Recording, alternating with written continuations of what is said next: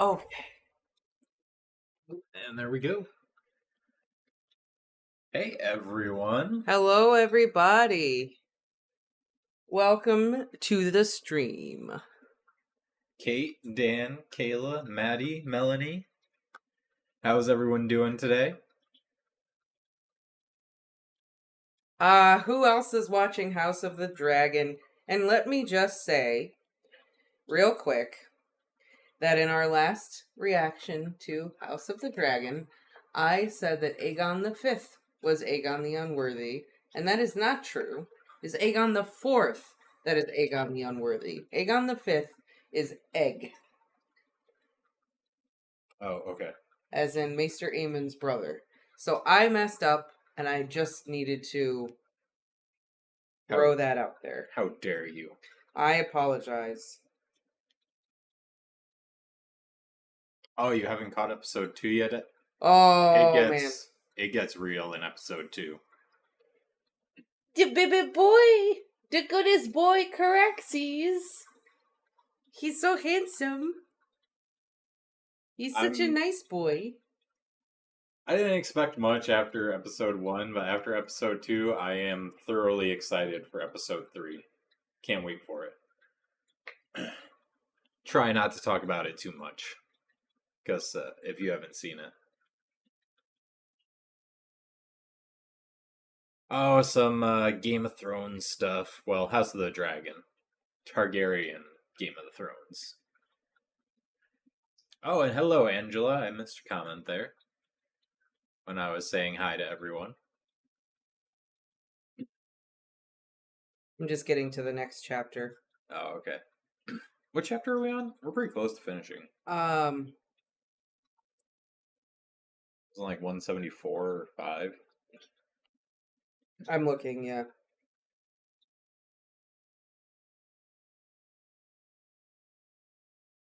Remus has... Cat, did Grant, like, leave or something? No. He's been living with him. No. Loving the King of the Hand of the King. Otto Hightower, hands down, one of my favorite characters. Loving him so much. So much. I don't have a favorite character yet, but he is by far the most interesting. Oh, he's so awesome. He's so awesome. He's up there for my favorite character, but I gotta give it some time. Alright, I found it. He kind of reminds me of Tywin, so I don't know if he's gonna end up being my favorite character or favorite villain.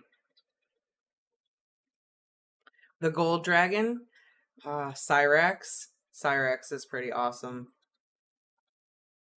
I want to talk about the other dragons, but I'm gonna spoil stuff, and I don't know what's up. But there's one dragon that I can't wait to see. But I don't want to spoil it. Dream... whatever? Nope, not that one. Then I don't know. This dragon... There's gonna be a lot of dragons, so... This dragon has been mentioned in the show already. I wish we could have seen Balerion. I know. Well, they said that if this is really popular, they might do other sagas of the Targaryen dynasty, so we might get to see the conquest, which means we would see Balerion. Oh, how dare you. Now, I don't care how this does. If there's a chance that we might see Balerion, I'm gonna be all about it. Right? I do really like Caraxes a lot. I mean, he was one of my favorites when I read the book. But now, like, seeing him on screen and listening to his little chirpy chirps. Kind of sounds like Jackson. He's so great. But yeah, there's one dragon. There's like a single clip that we see in like one of the trailers, and I'm super excited to see that dragon. Well, I guess we'll just have to wait and see. Dan, they were talking about they might do a series. The closest thing that we'll probably get to a Dorne show is they're talking about maybe doing a show about Nymeria. That'd be pretty cool. Which would be pretty cool. because they would do Nymeria and traveling all around the known world to try and find her home. So we could potentially see like the Summer Isles and these other places. That's what I want to see. The Basilisk Isles. Yeah, that would be cool. I want to see how they depict basilisks. Sithorios would be cool. Because, I don't know, after reading Harry Potter, I've been paying attention to... A basilisk is never, like, depicted the same way twice in any show. No. Harry Potter was a giant snake. In The Witcher, they're, like, these giant... I don't even know. They look like alien mutants or something. They look more of, like, the clash between you just took like chicken parts and snake parts and started put it together. Yeah, combining. Oh, I see. Melanie is a Doctor Who fan, so she's enjoying Matt Smith doing something completely different. Oh, hey. Very cool. Yeah, we were talking about that the other day. Yes. Right? That's how Doctor Who got brought up. Yeah. No, Dan, not Nymeria as in the direwolf. Nymeria as in the warrior princess. Who the direwolf was named after. Yes. That's who they're talking about doing a show for. So yeah. Well, House of the Dragon, Maddie, is actually a prequel to the book, so it's Fire and Blood you would want to read if you want to have an idea of what happens. You don't need to have read the books or Fire and Blood to necessarily watch House of the Dragon. There's just so much about House of the Dragon that's very, like, I think geared towards those of us that are big time nerds and really into it. Yeah. But I think not knowing anything about the world, you could still watch it and enjoy it. Oh, definitely. Oh, Maddie's like, I'm into it so far.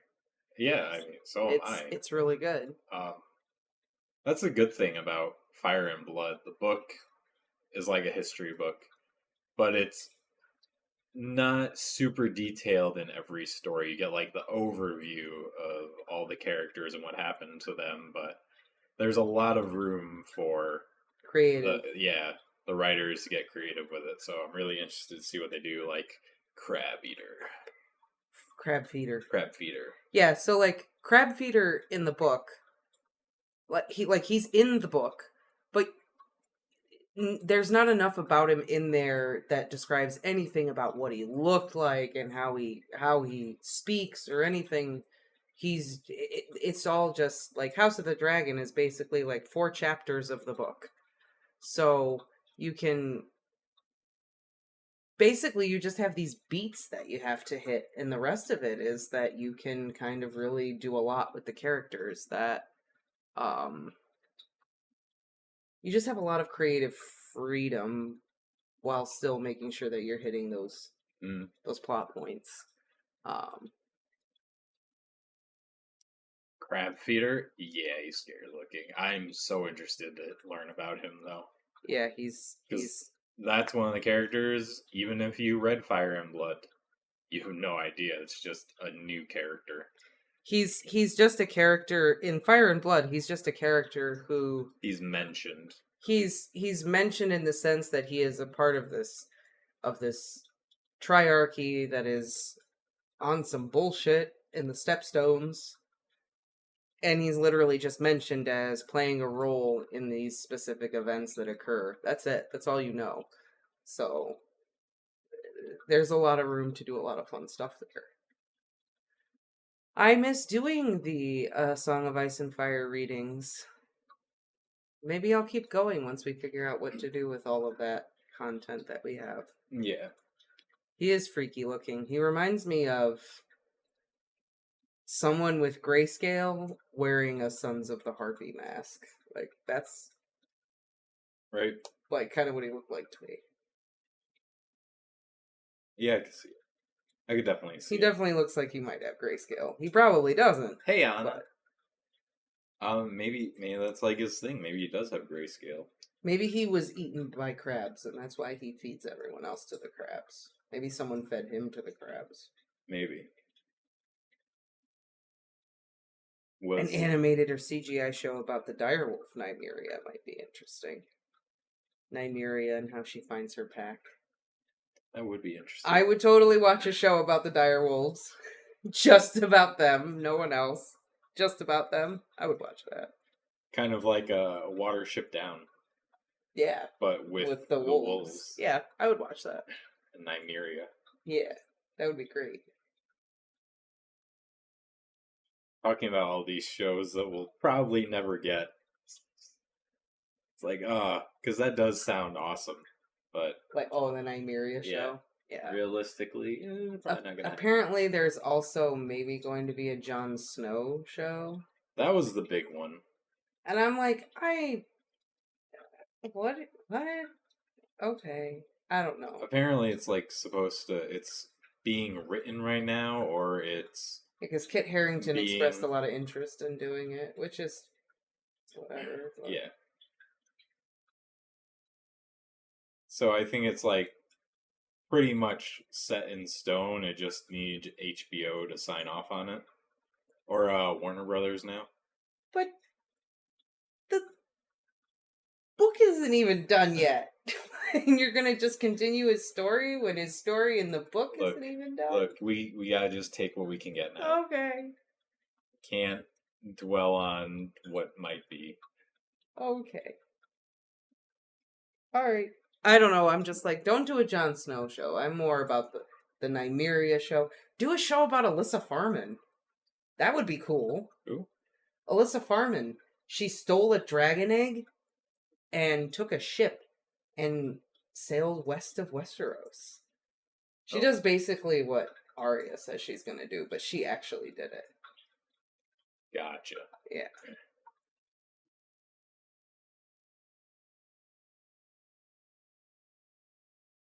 Well, I don't know what they would do with Jon Snow. Maybe he'd meet another Ygritte out there. I don't know. That's true, Maddie. Never get attached to the characters when Martin's writing. You never know. That's true. I do know a couple characters that are going to survive. So I'll get attached to them. In House of the Dragon? Yeah. Oh. The crab guy and his crabs seem like the equivalent of the White Walkers for this show. Really does. He's definitely being set up, I think, as like the big bad right now. Like he's the villain that must be defeated right now. I have a question about the books. Do they tell one story? Because I keep hearing about some as if separated from the others. So the books tell one story, but every chapter is from a different character's perspective. Yeah. So, which I honestly has been my favorite method of like reading a book. I love how Martin did it. So yeah, every chapter is from a different character's perspective, which kind of I think was genius on Martin's part because it masks who's your true protagonist because you're learning from all these characters' perspective. Mm-hmm. So you can never really tell who is going to live and who's going to die. But yeah, unless you're talking about Fire and Blood, in which case it's the story of the Targaryens, but it's each king has his own story. It's a history of the Targaryen dynasty, though it's only the first half. Apparently there will be a volume 2. Another book for us to wait for. Yeah, I know. Martin, he knows how to build suspense. He really does. Longing for his stories, that's for sure. I know, there are people are like, oh, a Nymeria show would be really cool. But you know what else would be cool? Winds of Winter. That would be cool. I've said it before, I'll say it again. I'm no longer like mad at him. I'm not worried about Winds of Winter. If we get it, we get it. Because I think as bad as this wait has been for Winds of Winter, It will be even worse when we're waiting for a Dream of Spring. Yeah, because we'll be literally... Dream of Spring will be a race against the clock as far as whether or not he'll live long enough to write it. My God. There's going to be like a GoFundMe of people just keeping Martin on life support so he can finish the story. As he's typing on his DOS computer like this. Yes. Tyrion, 12. A Dream of Spring, page 2050. The flat lines, the doctors rush in, give him CPR, and bring him back to life. Get back to writing. Yeah, right? You can't die yet. I heard a rumor that Winds of Winter might be Christmas 2022. Oh, really? I heard a rumor that it might be Christmas 2021. Oh, and there was another rumor where it might be Christmas 2020. Oh, and then there was another one that was supposed to come out in spring 2018. Yeah. Which is why I'm just going to enjoy House of the Dragon and not think about Winds of Winter at all. Oh, God. Yeah, Christmas 2014. Super excited for the next episode, though. It's going to be good. We're going to see some stuff. Hopefully see that good boy Caraxes doing some things. No, you know what's going to happen? We're going to discover the technology that they use in Futurama to keep the heads alive. Dan just said cryogenic freeze. Yeah. We'll figure it out. We'll do something. Then we're going to see science move faster than the day Martin is going to die. Watch Martin get diagnosed like cancer. Month from when he's diagnosed, there's a cure for cancer. Right?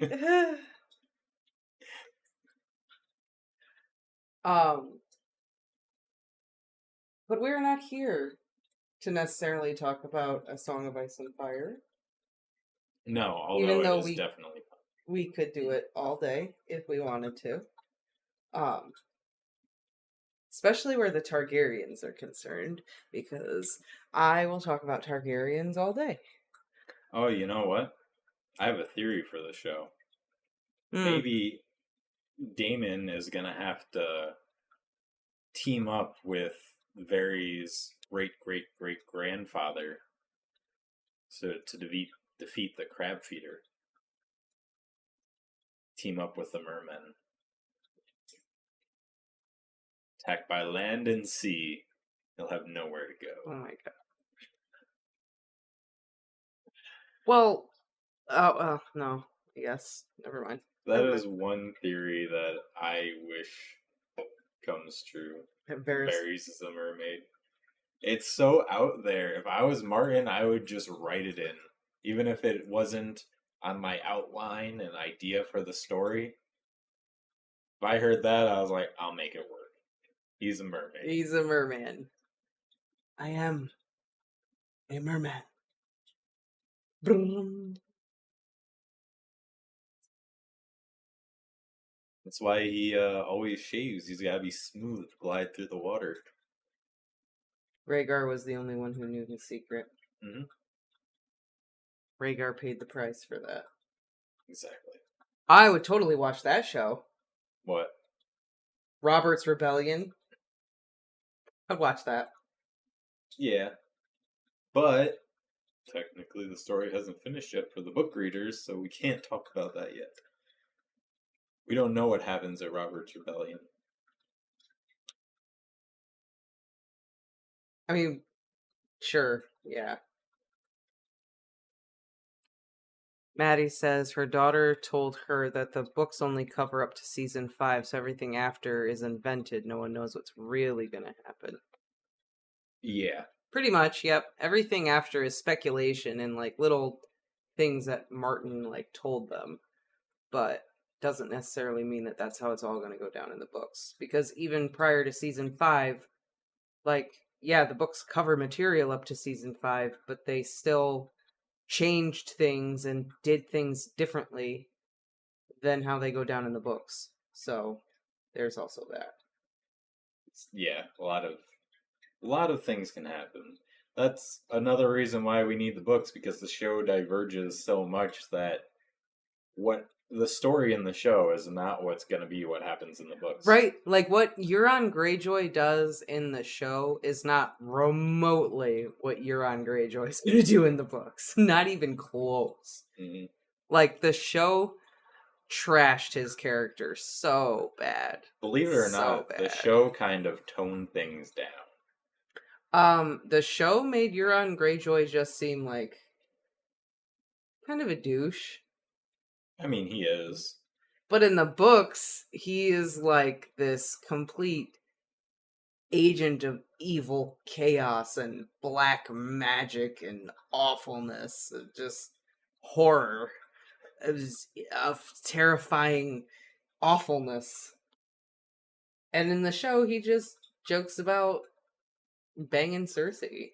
That's it.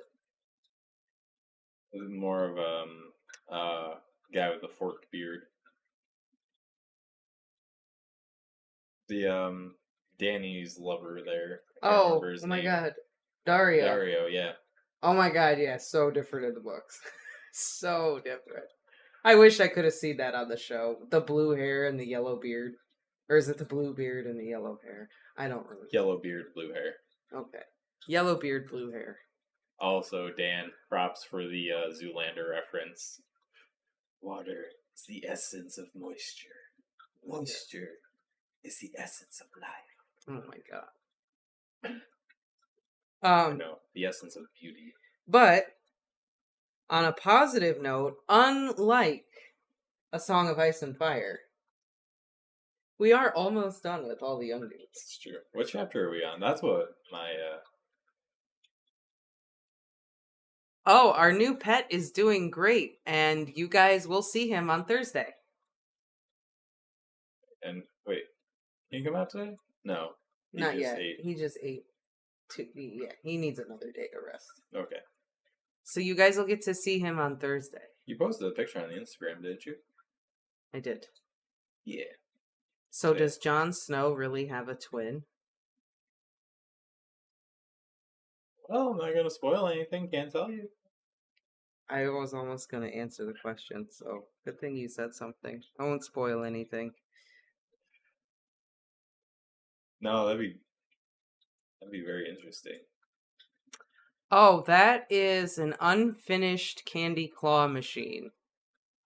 Oh yeah, me and Mona are working on it.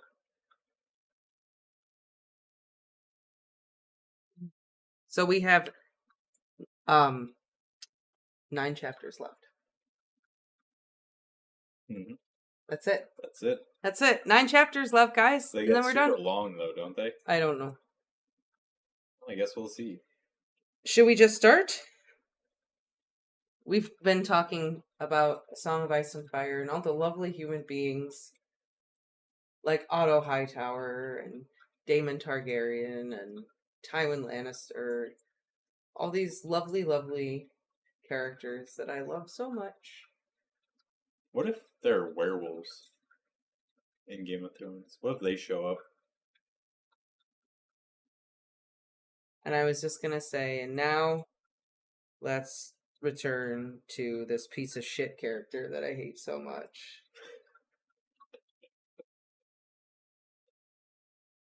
Who is just a terrible human being to everyone. He's gotten better. You know, not from like the beginning, but from the bad part. Yes. At least he's interesting as an alcoholic. Is he though? Not really, no. Just trying to stay positive here. Dire wolves or dire werewolves or were dire wolves?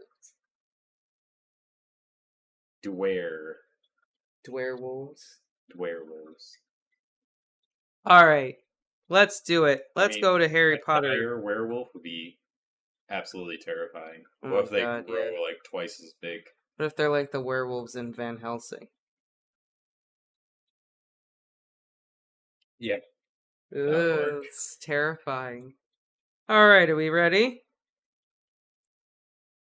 Maybe they'll if you turn into like a dire werewolf, you can still have consciousness, so you can use your powers for good. Or for evil. Or for evil. And By yes, the way, I was looking at the family trees in the back of the World of Ice and Fire, and I noticed that the levels of incest in the Targaryen tree are quite extensive. I mean, it was tradition to marry sister to brother. But the Stark family tree is not exactly incest-free either. Gets cold in the north. Sometimes you gotta share body heat. And stay alive. there are so many Brandons. Yeah. There are a lot of Brandon Starks on that tree. I think that's the point, though. Oh, there's so many of them. For a lot of the theories about Bran, there has to be a lot. If that theory is true. We kind of know from this show. Yeah, but the show kind of confirms But is the show true? Well, we will never know until we get a Dream of Spring.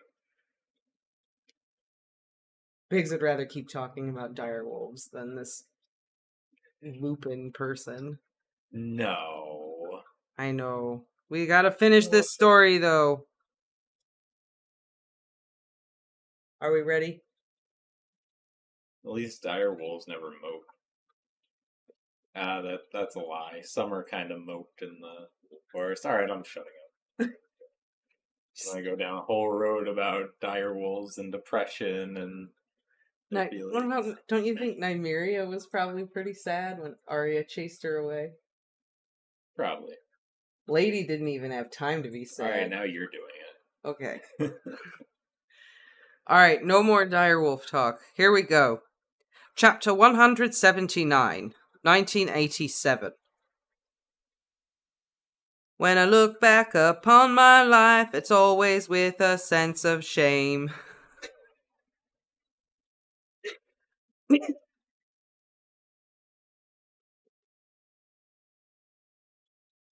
I've always been the one to blame for everything I long to do. No matter when or where or who has one thing in common too. It's a sin, it's a sin. Why did you read that in the tone of Mary Had a Little Lamb? I don't know! A genius cannot explain where the creativity comes from. It's just like a bolt of lightning from the gods. Mary had a little wolf, little wolf. That'd be funny if Mary shows up in this chapter.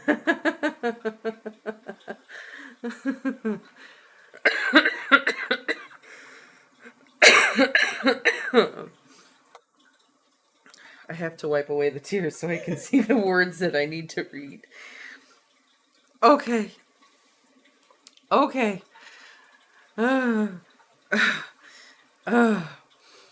Whew. In the spring of 1987, Remus had a spot of luck. One of Grant's old student friends now worked in the law department at UCL and managed to swing a job for Remus doing some freelance editing. This was a revelation. He could do the bulk of the work at home and then just take it up to Holborn once it was done. He did need to get a national insurance card and a Muggle bank account, but that was easy enough with a few tactical glamour spells at the bank. Remus only cheated a little bit, using magic to help him read and correct spelling, but he found the work surprisingly enjoyable and even started a little business marking exam papers for some of the local Muggle schools. "Dunno how you can concentrate for so long."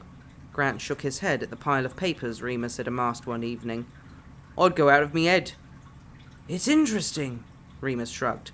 "I never got the chance to learn any of this stuff. Have you ever heard of quadratic equations?" Grant laughed at him fondly and ruffled his hair. "You boffin." Grant himself had been going from strength to strength at work. He loved his job and put in extra time on the weekends and evenings whenever he could. The boys Grant worked with were every bit as much trouble as the St. Edmunds boys, but that only seemed to spur Grant on. He was always telling Remus about one kid or another who had a little victory, a passing mark at school, a week without a fight, time off their sentence. Somehow Grant knew everything about everyone, his memory limitless, his capacity for pride and encouragement unbelievable. "Got to cut out the article in the Observer," he might say one evening. "Sounds right up Alfie's street." Or, "Staying late tomorrow with any luck. Promised the older lads we'd have a kickabout if none of them got written up." When he was feeling insecure sometimes, Remus would wonder if Grant was only with him because he too was a troubled boy, that Grant was just trying to save him, like he tried to save everybody. He lived for a good cause. "Shut up," Grant would grin at him if he raised these concerns. "I've wanted to get in your pants since we were teenagers. Ain't got nothing to do with your troubled past." And then Remus would remember that, after all, Grant was a care home kid himself, something which was easy to forget because, unlike Remus, he bore it lightly, with a casual shrug of acceptance. Poverty, lack of education, mistreatment, none of this weighed Grant down in the same way, at least not on the surface. But Remus had been wrong about people before. As a result of Grant's dedication to his work and Remus's own relatively low-impact employment, Remus found himself in a position he'd never been in before, having both free time and a bit of disposable income. He didn't need much. The flat was paid for, their furniture was serviceable, and they could generally afford to keep the electric and hot water on. He bought clothes every once in a while, but he hardly shopped at Harrods. There was the drink, but he reasoned that as he didn't smoke anymore, he could put his tobacco money toward booze. What Remus did enjoy doing was going for walks. Not countryside rambles. He got enough of that on full moons. But wandering through London by himself, enjoying the streets, the people. He visited every free museum in London, the National Gallery, the Portrait Gallery, the V&A, the British Museum. He became quite cultured, in fact. And if his hip hurt, which it often did now as he entered his late 20s, he could easily hop on a bus. So one summer's day he'd completed all of his marking and there was nothing on TV. Grant would not be home for hours, so he mooched round the Science Museum for an hour or so. Funnily enough, it put him in mind of Arthur Weasley for the first time in years. The daft old bugger would love all the machines, the pistons, the light bulbs. He could just picture Arthur's face as he watched the perpetual motion machine, and Remus smiled to himself quite out of the blue. How was Arthur? And his wife, the Pruitt sisters, and their red-haired brood? It had been too long now to get in touch, Remus knew, and he wouldn't know what to say even if he did. Still, thinking about the Weasleys hadn't hurt, which was the main thing, and perhaps thinking about them put him in a different mind frame for the afternoon. More alert, maybe, or nostalgic. It couldn't be a coincidence that he bumped into an old friend only 2 hours later. He was nearly home, only a street or so away, shuffling anonymously through the bustling Chinatown alleyways. In fact, he was just about to pass the place where they got their TV, the sauna off Old Compton Street. Remus always blushed a bit, walking past it, and then chastised himself for being such a prude. He ducked his head slightly as he approached, and, horror of horrors, just as he was level with the door, somebody stepped out of it. Remus had to stop short so as not to bump into them. They turned and stared up at him nervously. Remus gasped. "Christopher?" The man blinked, horrified. He was red-faced with dark brown eyes that were rather small and watery. He was a bit chubbier than he had been at school, and his hairline was receding slightly at the temples. But it was definitely him. "Remus?" "Hi, it's been—" "Not since—" "Yeah, how are you?" Remus winced even as he asked the question. Christopher was so clearly uncomfortable, and why shouldn't he be? He hadn't seen Remus in almost 10 years, and here he was, looming over him outside a gay sauna. "Oh, you know." Christopher looked at his feet. He was wearing muggle clothes, a stone-washed denim shirt with the buttons done up unevenly, dress trousers, and a burnt orange waistcoat with green embroidery. In short, he looked as dreadful as every pure-blood wizard who tried to pass as a muggle. As always, Christopher's general air of hopelessness endeared Remus to him. Remus rubbed the back of his head. "Do you want to, got time for a coffee or a drink? Catch up for a bit?" "Okay, then." Christopher looked up at him cautiously. Remus took charge from that point because it was clear there was no other way. He led Christopher further up the street, back towards Tottenham Court Road. There was a cafe on Denmark Street that was cheap and anonymous, and for some reason Remus wanted to get further away from home. "Here we are," he smiled kindly, holding the door open and pointing out an available table. Christopher said nothing and sat down, fidgeting a bit. Remus wondered if this was all a terrible idea. Maybe Chris didn't want to speak to him. But he went along with it and offered to pay when Remus went to order their coffees. "Do you live nearby?" Christopher asked finally, still not making full eye contact. "Yeah," Remus nodded. "Not far, you?" "Oh, no, out in Hampshire. I just come into the city for work and, well..." "Where do you work now?" Remus asked, desperate to spare him any further embarrassment. "Gringotts," Chris said, glancing up at the waitress as their coffee arrived. He put 3 sugars in his and as much milk as he could. Remus realised he hadn't even asked if Chris liked coffee. "Very swish," Remus smiled. "Always knew you'd do well." "I suppose." "Still read lots." "When there's time. Work keeps me busy. And other responsibilities, you know how it is. I thought we were overworked during any WTs, but Hogwarts was a holiday compared to real life." Remus chewed the inside of his cheek because it was very true, and he didn't want to get upset about it. "How about you?" Christopher asked, clearly trying not to grimace as he sipped his coffee. "What do you do now?" "This and that," Remus shrugged. "Haven't exactly got a career." "Oh, what a shame." Remus shrugged. "It's fine, I manage." There was an awkward silence. Remus wanted to ask about the sauna, but he knew better. Grant would probably ask, but then Grant had a way of putting people at ease, which Remus didn't. He just drank his coffee quietly and wished he'd suggested a pub instead. "I thought you died," Christopher said suddenly. Remus nearly choked. He set down his coffee. "You..." "There were so many rumours back then. You remember what it was like. And there were all these names. And then I saw what happened to Lily and your friend James. I just thought, especially after it came out that Sirius Black was the one who did it, I just assumed..." Remus breathed in sharply and waited for the pain to retreat. When it did, he exhaled slowly and said very evenly, "No, I wasn't there that night. I had no idea what Black was up to. No one did." "He was always up to something," Christopher said darkly.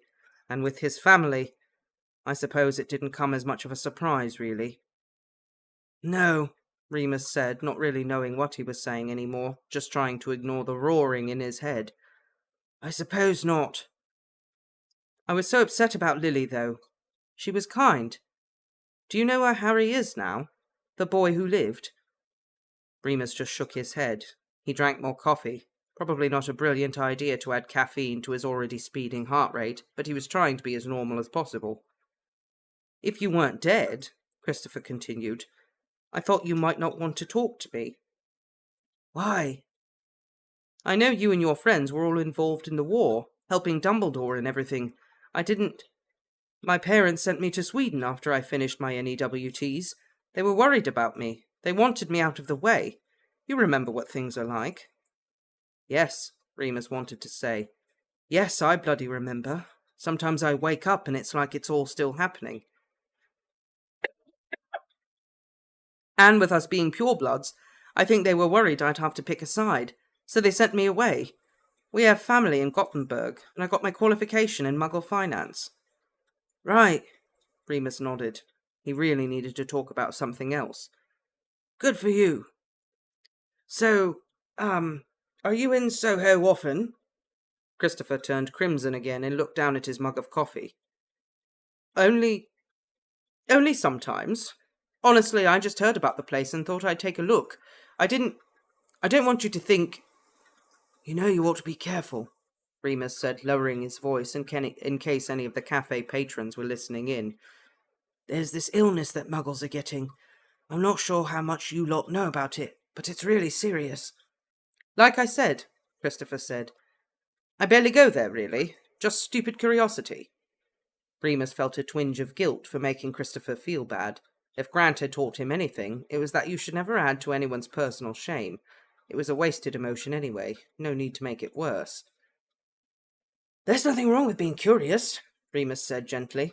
Lots of people go to those places. Do you? Christopher looked up at him. No, Remus said a bit too quickly. I was never very sociable. Oh, of course. I can imagine, after everything that happened. Remus didn't want to get on that, so he changed the subject.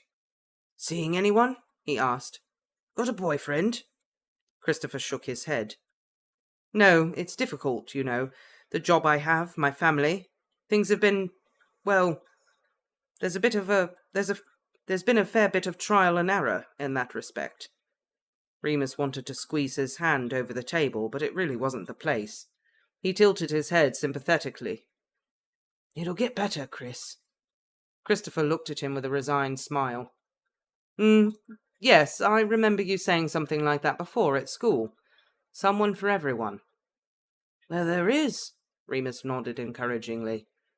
More than one person, even. I don't know, Chris sighed.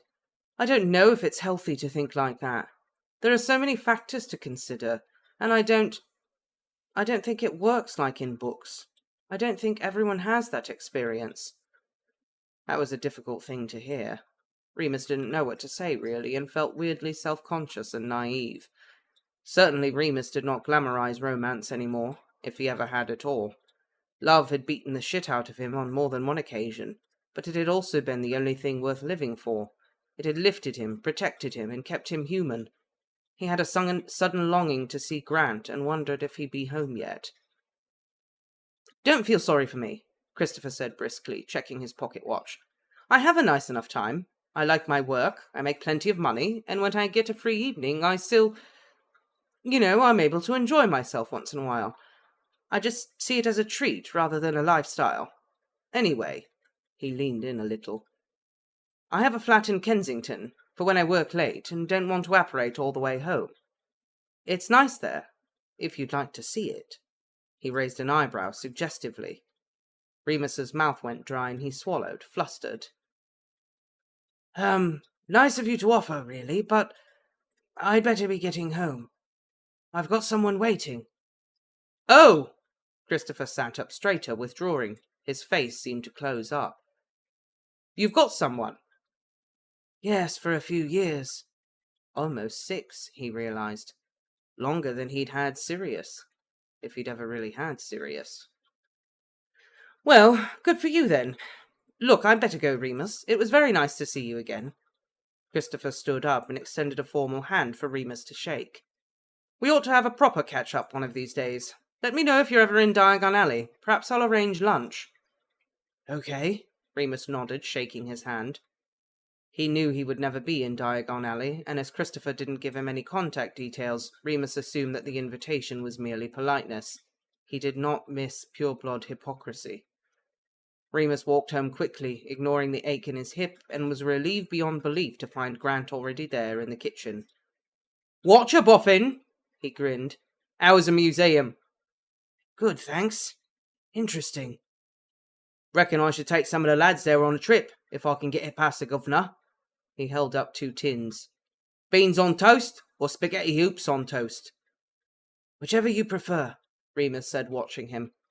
Grant looked at them both cheerfully. Hoops, then. With lots of Worcester, eh? Sounds perfect, Remus breathed. Perfect, Grant chuckled. You must be hungry. No, I just missed you, that's all. I've only been at work. I know. Daft sod. Grant shook his head, still smiling, turning his back to the cutlery drawer to find the tin opener. Remus crossed the room quickly and hugged him, wrapping his arms round Grant's waist, pulling him in and inhaling the scent of him. Grant set down the tin opener carefully and hugged Remus back, rubbing his arms. You all right, sweetheart? Remus said into his neck. Just glad you're here. That's right, Remus. Stay away from Chris. Don't you corrupt him, too.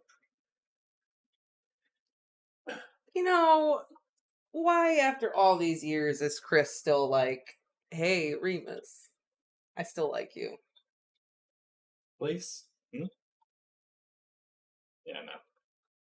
It seemed out of place. Maddie is just like, Grant is too good for that evil piece of garbage. Grant is too good for him, though. Like, everything in this chapter just made me sit here and think, like, I want to read what Grant's doing. Right? Let's hear what he's doing with the kids. Right? Because that sounds good. Yeah. And I agree with Anna. It's like, who cares about Chris's love life? Right? This chapter just felt so out of place. Like, what did this just add to the story? To prove that, like Anna said, everyone just thinks Remus is hot. Every gay Maybe. character in the story wants Remus. I guess so. I don't know. Maddie's like, every time I think I can't hate him anymore, the author surprises me. Like, and why can't you just tell Grant? Like, I actually ran into this kid I used to go to school with. He's gay too. He was coming out of the gay sauna.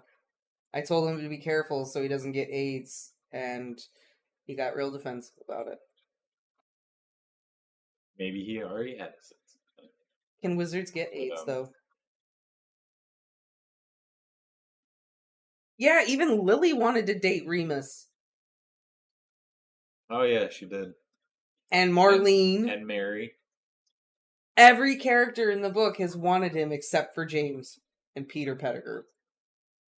Well, we don't know, just because they didn't make a move. Well, maybe Peter's whole thing was that he was jealous. Oh. Maybe. Well, we know we can rule out James. Yeah. But every other character, shit, I wouldn't be surprised if even it comes out later at the end of the story that Dumbledore wanted him too.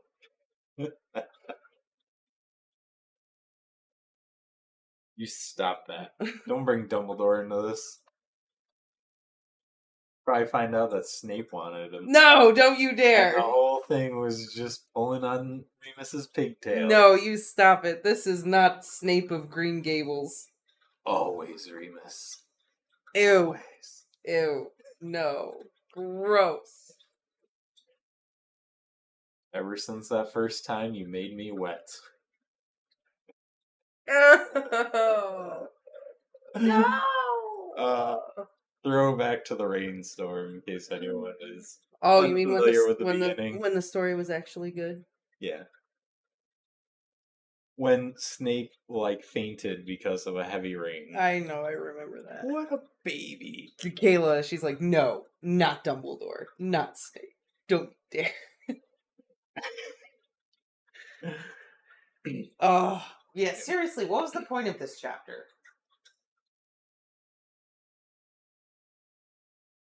I don't know. A couple of them is, To show that, Remus loves Grant now? Really loves Maybe. him? I don't know. Because, the other ones, they were annoying. But at least they were developing Remus's issues. Or just shining a spotlight on all of his issues. I don't know. 'Cause I feel like they developed and then they just kind of stayed for a while. But Maddie makes the point that he gets pleasure in trying to hurt people. He's verbally abusive, and even after all these years, he tries to belittle Chris. Yeah. Yeah, he talks down at him.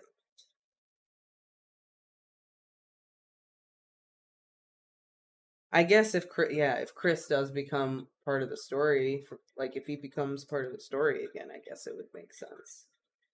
Oh, is he the one that's going to get AIDS? We were always saying Grant better not get AIDS. Yeah. Oh my god. Oh my god, Chris is going to get AIDS because he went to the gay sauna in 1987 or whatever chapter this was. Oh my god. I guess he's putting it to the test. And then for science. Do you know where wizards get AIDS? Do you know where Harry is? Nope. Who? Harry who? Harold? Harry. Why does that sound familiar? Is his name Harry or Harold or something? I nasty common name. In the defense. That's what Petunia says in chapter 1, the first book. I just thought of Smeagol, Oh. Gollum. Nasty little Potterses. Nasty Potterses. What was I gonna say? Oh yeah, I don't think it's that out of the ordinary from like canon Remus for him not to be interested in anything Harry's doing. Maybe he would have tried to see Harry, but Dumbledore probably would have been like, "You can't." But at the same time, we know how Remus is with his self-loathing and like with his own child. He didn't think he would be any good, so it was probably the same with Harry. Yeah, that's true. It's better that Harry doesn't know anything about him than to know him and have to deal with his affliction, his curse. Whatever, Remus. What the fuck ever, dude. That's one of the things like I could see for canon. Could be a possibility. Oh, this one's actually pretty short. Oh, all right. Oh, that's nice. Let's hop to it. Chapter 180, 1989. Got on a lucky one, came in 18 to 1. I've got a feeling this year's for me and you. So happy Christmas, I love you, baby. I can see a better time when all our dreams will come true. That's better. Better than Mary Had a Little Lamb. I think it was Melanie pointed out it was closer to Twinkle Twinkle Little Star. I was just doing a thing. But I wasn't doing anything intentional. It just... I don't know. It's just, that was great. We need to sound like a nursery rhyme. After we do this chapter, we have 8 more. 8 more chapters after this one, I think. That's true. Sirius would have definitely tried to be in Harry's life, and he wouldn't have cared. He would have annoyed the shit out of Dumbledore to let him be a part of his life. I feel like after the first couple of times, you would just skip that and just like go straight to the Dursleys' house. Probably. But I mean, if Sirius was still alive, maybe Harry would be living with him. No, he wouldn't be. Blood magic protection. Never mind. Anyway. No, he could. No, the blood magic protection of the Dursleys' house because of the... Yeah. Yeah, Okay, he'd have to. Yeah. Sirius gets the guest bedroom. I was gonna say Keep Marge out, let Sirius in. Sirius would be kicking Dudley out of his second room. Mm-hmm. He could turn into a dog and let Ripper know what the fuck is up. In 1989, Remus actually went to Oxford Street to do his Christmas shopping on Grant's insistence. "You've never been?" he gasped, eyes wide. "You haven't even seen the lights?" "I didn't think proper Londoners got involved in all that nonsense," Remus replied defensively. "Proper Londoners leave the house," Grant said, "and buy presents for their friends." "I don't have any friends," Remus said, then felt awful, because of course he had Grant. "Grant, what about that Mary bird? Sends you letters all the time." "Oh yeah, I could get her something, maybe." "That's the spirit, Ebenezer." Grant... Excuse me. Remus shrugged off the teasing because he knew Grant loved Christmas, or any opportunity to celebrate, really, and Grant had had a very difficult year. Having worked so hard to gain his school-leaving certificate, pushing every step of the way to get his A-levels and other various qualifications, all so that he could have his dream job, which was helping other people, Grant had finally come up against an insurmountable opponent. The government, more specifically, the Local Government Act. In 1988, Section 28 passed, and Grant was no longer secure in his position at work. Remus didn't really understand it at first, or at least couldn't see why Grant should have to worry. "You don't work for the council, though." You don't work for the council, though, he frowned, flicking through the leaflets Grant and his friends had been printing for awareness raising. Yes, I do, Grant replied. Local authority includes schools and borstalls, and that's what it's really about. They don't want us perverting kids. That's ridiculous, Remus said. I know. Remus reread the text. A local authority shall not intentionally promote homosexuality or publish material with the intention of promoting homosexuality or promote the teaching in any maintained school of the acceptability of homosexuality as a pretended family relationship. Pretended? Remus shook his head. I know, Grant sighed. What does this mean, though? Promote homosexuality. How do you promote it? Well, that's where the cunts have been clever, innit? Grant huffed. It don't mean anything, not really. Just means if anyone wants to argue against it, it's the fucking Tories can accuse them of wanting to promote queerness or some bollocks. But that's completely mental, evil, immoral. Yeah. My mate Gay Bob, he's ready to shut down the gay youth support group, only started that last year. And my place ain't exempt. The governor's already asked for a list of books we carry. Check none of them are too queer. But they can't. They wouldn't sack you. I don't know, love.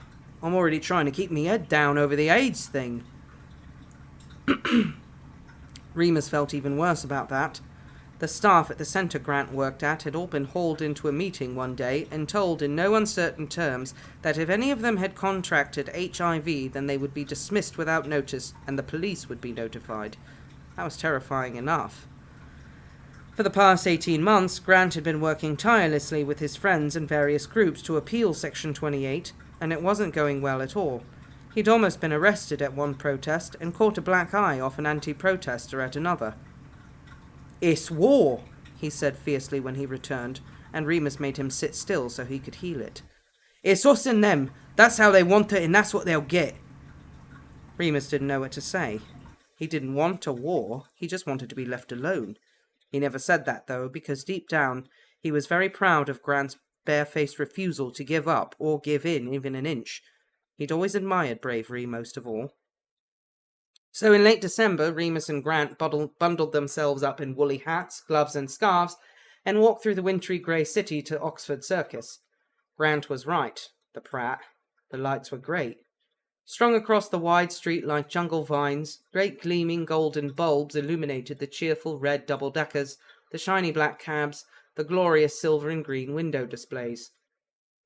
It was true Remus had been avoiding Christmas and all its trappings, just like he avoided his birthdays. He was worried they'd send him hurtling backwards, to Hogwarts, to the Potter's mansion, to all of his most bitter-sweet memories. It was very hard to be without his friends at that time of the year. But there was something very cleansing about the chaos of shopping at Oxford Street. The noise and the bustle and the smells ensured that he couldn't sulk for long, and Grant's enthusiasm for the season did the rest. Right, let's have a look for Mary's Prezi first, shall we? He grinned up at Remus, bouncing on the balls of his feet. House of Fraser? Or is she a Selfridge's girl? Whichever is trendier, I suppose, Remus said. What did you have in mind? God, I got no idea. Bath shit? Yeah, Remus nodded. Bath shit. Or perfume? Oh, perfume, eh? Grant nudged him with his elbow. That's intimate. Should I be worried? About Mary? Remus snorted. You'd be too late. They wandered through the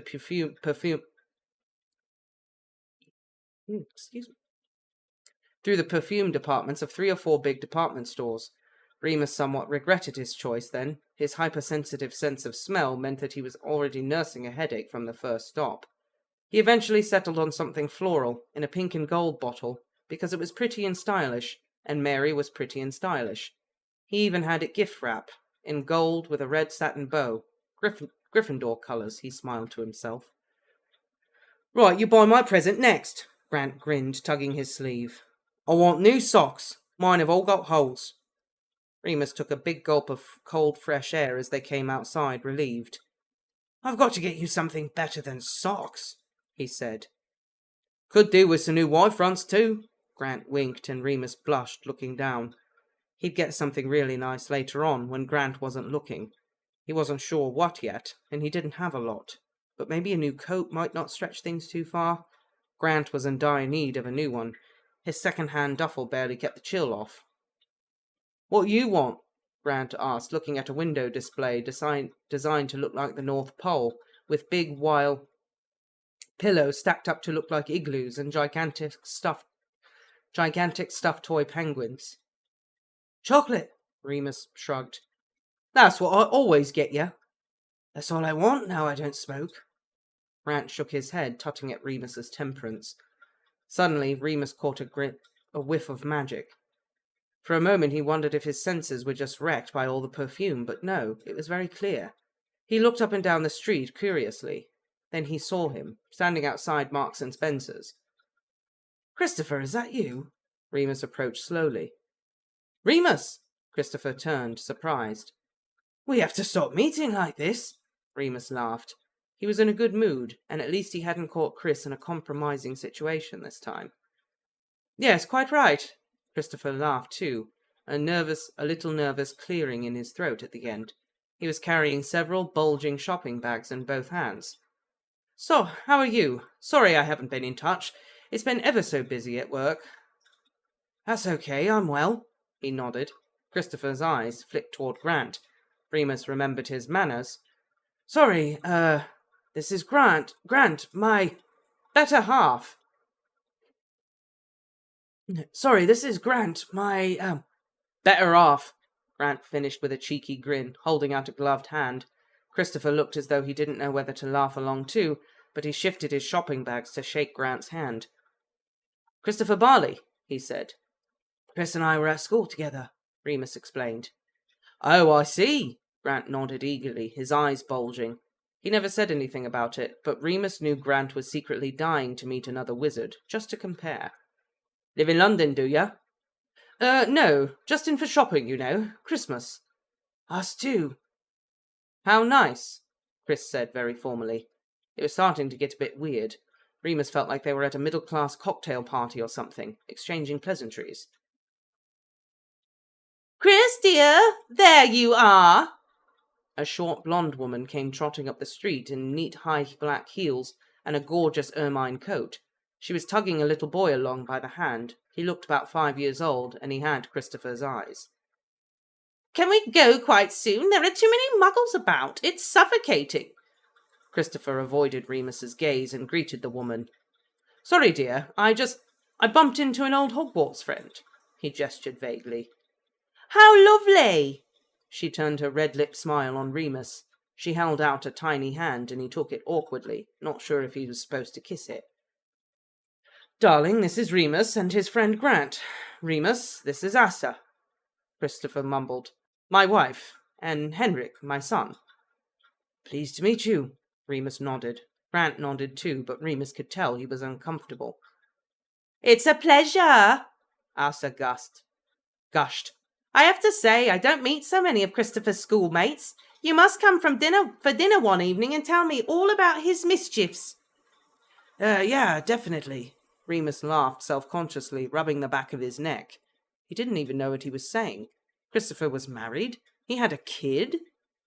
"Well, we'd better get going," Christopher said, his face weirdly blank. "Merry Christmas, Remus." "Merry Christmas." Remus gave an awkward wave as the family turned to walk away toward Diagon Alley. "Is it just me?" Grant said as they left. "Or was that very strange?" "Very," Remus said. "He must have met her in Sweden. He said his family sent him there." "No, it weren't her that was strange," Grant said. "No, I mean," Remus bit his lip. So I know Chris from school, but I've seen him since. About 18 months ago. Coming out of that sauna in Soho." "Oh," Grant said. "Right, I get it. Poor bloke." "He never said anything then. How old did the kid look to you?" "Older than 18 months, Grant shrugged. "Yeah." It soon began to rain, icy cold December rain, so they ran for the next bus and went home. Remus often thought about Christopher after that, and it troubled him. There was nothing much he thought he could do about it, and really it was none of his business, but he didn't understand at all. Had Christopher been convinced? Coerced? Did he love her? Was he happy? By the time he and Grant got in from the rain, they were freezing and soaked through. They took a hot shower to warm up, then Remus lit a fire in the old flue connection to heat up the flat for Grant. "How does that work when we ain't got a chimney?" Grant asked, bringing in the tea. "Magic," Remus yawned as Grant settled down beside him. "I'm not that bloke in Bewitched married to the sexy blonde. I won't wiggle my nose, though." "Oh, now I'll never leave you alone until you do," Grant grinned. Remus gave him a haughty look and pointed his wand at the radio. They were so cozy, it felt wrong to switch the telly on. "Thanks for coming with me today," Grant said, wrapping his hands round his mug of tea to warm them. "I know you hate crowds." "I don't mind, really. Thanks for getting me out of the house and showing me the lights." "Any time," Grant snorted. "Always cheers me up, Christmas shopping. You know no one's thinking about themselves, just making other people happy. It's nice." "I thought you were against the commercialism of Christmas," Remus commented wryly. Grant elbowed him. "I am, but some of it's still nice. Anyway, thought you'd like a break from the politics this weekend." Remus didn't respond, just kissed Grant's cheek and settled in to listen to the radio. The tail end of a Suzanne Vega song was playing. "Love this tune," Grant murmured, leaning against his shoulder. "Love her voice. All clear and weird. Know what I mean?" "It's a Greek myth," Remus replied drowsily. "Odysseus." "No, it's something to begin with a C," Grant replied, sipping his tea. "Yeah, Calypso. She's the siren. But Odysseus is the main character." "Siren? Isn't that like a mermaid?" "Sort of. They lure in men with their singing." "Are they real?" Grant asked. He always wanted to know. "Yes, mermaids are. I don't know if Calypso was." "What'd she do? They fall in love or what?" "Odysseus' story is called the Odyssey. It's all about his journey home from the Trojan War." Remus furrowed his brow, trying to remember. It was Homer. He'd read that in his second year, either before or after the Epic of Gilgamesh. He couldn't remember. He hadn't really liked the Odyssey. He preferred the Iliad, because it had all the good war stuff in it. Maybe he'd feel different now as an adult. "The Trojans. Are they the ones with the wooden horse?" Grant asked, still trying to follow the thread. "Yeah, that's right. Odysseus gets into all sorts of trouble as he tries to get home to his wife, Penelope. But the sea god gets angry with him about something. Can't remember what. But he destroys Odysseus' ship and he washes up on this island where Calypso lives. She falls in love with him and holds him hostage for 7 years. "What does she do to him?" "Oh, I don't know. Feeds him, heals his wounds and stuff. Think she dances a lot." "She don't sound too bad. She sounds kind." "Maybe. But she wants to make him immortal, and Odysseus wants to get back to Penelope. Calypso isn't his true love." "Sort of sad," Grant huffed, sounding put out. "It's just a story," Remus shrugged.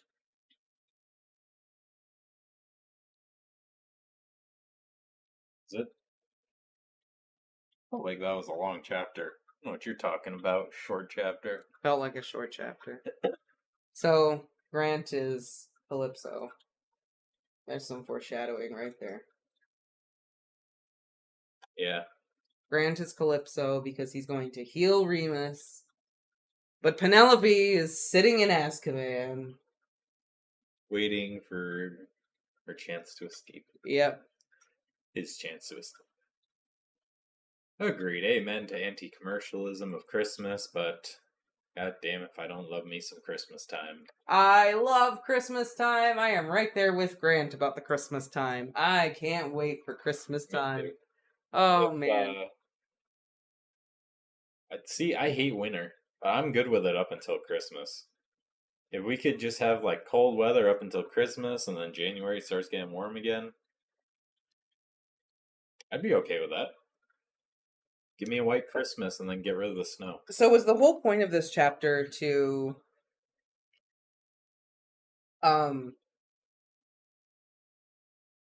foreshadow Grant and Remus breaking up and that Christopher is closeted? Probably. Why does Remus care if Chris loves her or not? If he slept with Grant and the sexy hot werewolf because he loved them. I mean, I feel like the author is also sprinkling in all this anti-gay legislation stuff. I don't know. I just don't care, I guess. And did you get your haircut? Kayla's asking. Like a while ago? Well, I know you went to the salon today. I didn't know. No, you I got didn't get your it hair. trimmed today. It's just wet Oh, okay. from taking a shower. I got it cut a month ago? I got it cut. Oh dear God. Also, let's not forget about the best part of this chapter, Gay Bob. Oh, gay Bob. Why can't it just be Bob? It has to be Gay Bob? Yeah, right? I've got questions about who that guy is. Is there another Bob who's straight? Do they call him Straight Bob? Yeah, I don't. Hetero Bob? You're asking the wrong person. I do not know. Just saying. I know. I saw, Dan, you dropped the Fight Club reference. His name was Robert Paulson. Oh, did he? Yeah. Did he put that in there? I kind of want to go back and watch that movie. That's a movie, like, I always get tired of after a while, but it always brings me back in. What was the So point of great. this chapter? To show that he's healing from Christmas, even though the trauma is still magic there. of Christmas. I don't. Next chapter is probably going to be like a Scrooge dream. He's going to have the ghost of Christmas past and present. Past is going to be Sirius, present is going to be Chris, and then future is going to be like Harry. Maybe it'll be like a skeletal Dumbledore.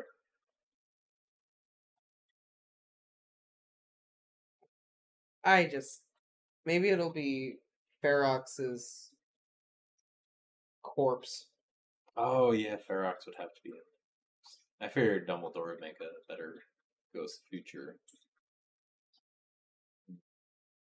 Yeah, probably Ferox. Maddie is like, to show us that not only is he always mopey, but he's also antisocial and more boring than ever.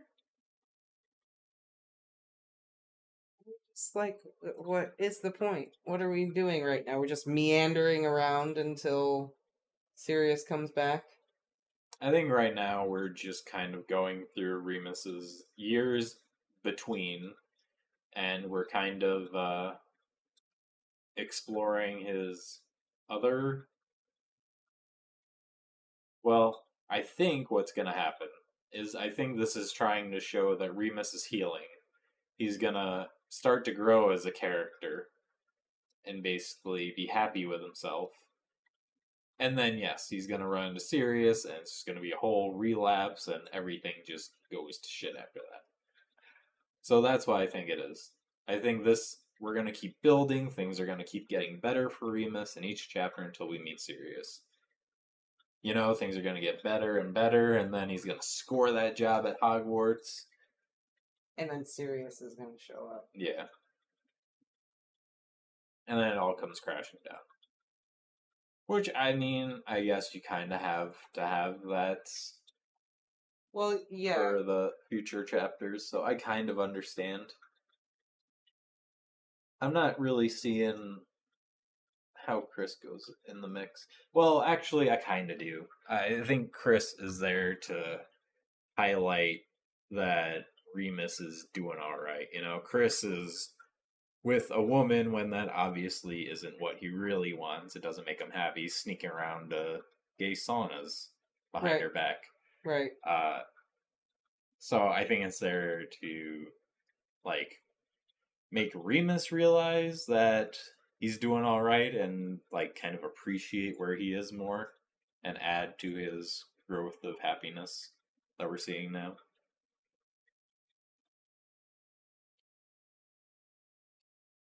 So it's easy to dismiss these chapters. Way to spin it in a positive direction, because I am just sitting here going, Well, because I think that's what it is. I mean, but it's just not interesting. I know, it's one of those, it's easy to take it as just kind of like bringing back characters, but I actually think, more I think about it, that it will add to the future chapters. I don't think you can have the end game without this setup and build up. So I'm kind of okay with this. It's not that repetitiveness that we had in like year 7, where it was the same thing over and over. So We wasted 60 chapters of nonsense when he wanted the real stuff. Dan makes a point. We've only got less than how many chapters left of while Harry is at Hogwarts? It's like 8 chapters left of the whole story. yeah, I don't remember what chapter we were on. So, Yeah. but yeah, 7 chapters. Dan's got it.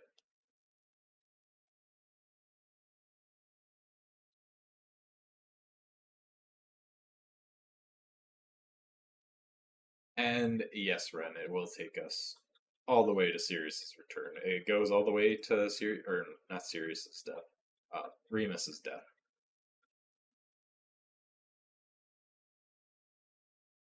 All right, let me just use the bathroom real quick and we'll read the next one, because the author even said that the next chapter is a short chapter. Oh, okay. All right, let me just use the loo. So we might have time for 2 more chapters. We might be able to read 2. Yeah. And then, well, we'll definitely be able to get through 5 in the next 2 live streams, if not just 1 live stream. So, hey, all works out. We are finishing all the young dudes this week. Yep, this is the week.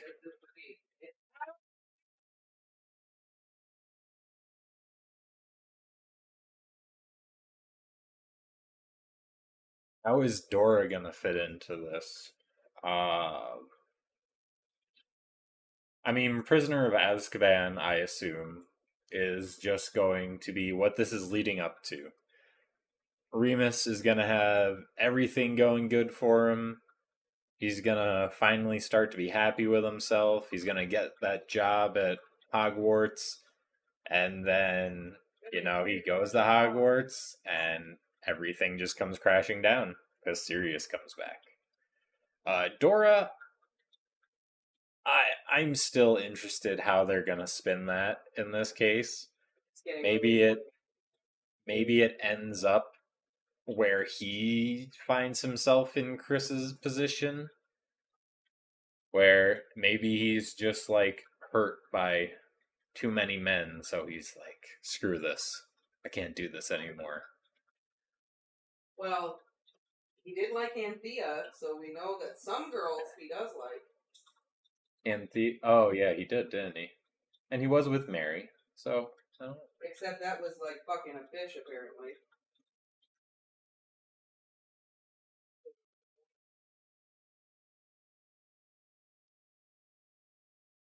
Oh yeah, the warm oil. What? No other descriptors for that. It was like warm oil. The other girls were closer in age. I don't know. Maybe he's gonna babysit her and things happen. I don't know. This isn't Game of Thrones. This isn't Game of Thrones. I'm still on it. No Targaryen-ness here. Although, that was one of my favorite parts of the second episode, was just how uncomfortable Viserys looked talking to that girl. The 12-year-old? Yeah. Lena. Yeah, that was weird. So People were thrown off about the C-section scene. That scene disturbed me more. Oh, but he played it so good. He was so uncomfortable. Did he already babysit Dora? He met Dora. Yeah, he met her. He didn't babysit I don't think her. he babysat her. No. He met her. I don't know. He babysat baby Harry.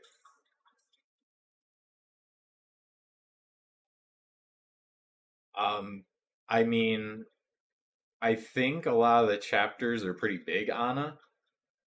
But I'm assuming we're probably gonna have like one more or two more chapters before we're at Prisoner of Azkaban. Because I think in the past two chapters we jumped like 18 months or 2 years, something like that. This next chapter is 1990. Okay, so the next chapter is 1990. So yeah, it'll probably be this chapter, and then the next chapter, maybe he'll get the job at Hogwarts, and then the chapter after that, I think, will be his time at Hogwarts. And then Sirius comes back. And then we'll probably have like 3 chapters of him dealing with the whole Sirius thing. Maybe Dora like helps him deal with what he's going through with Sirius coming back and finding out that Sirius was innocent. And they grow together that way somehow. It's an Order of the Phoenix. Yeah, but we're jumping all. That's why I said, like, I think Sirius will come back in like 2 chapters. Then we'll probably get 3. No, it'd have to be like 2 chapters of Remus in conflict with himself over the whole Sirius thing, or maybe just like in conflict with Sirius over him coming back. And then it would have to be like a I don't know. Honestly, I couldn't fit all that in just 7 more chapters.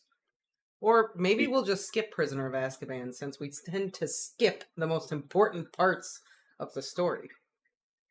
Honestly, the author might do that. It might just be like, you know what happened. Moving on. Because, I mean, with the last thing that happened, it was, oh yeah, Peter betrayed them and they're dead. Yeah, so that might have it. And it might just open up with him being like, you're alive? Yeah, right. Alright, here we go. Sorry. This says, short one here. As in short chapter, so. Chapter 181, 1990. Do you want me to do another stupid song? What didn't we answer? Tom? I don't remember. Yeah, I don't remember either, I'm sorry. And then she turns to me with her hand extended. Her palm is split with a flower with a flame. And she says, I've come to set a twisted thing straight. And she says, I've come to lighten this dark heart. And she takes my wrist. I feel her imprint of fear. And I'd say, I've never thought of finding you here. Okay.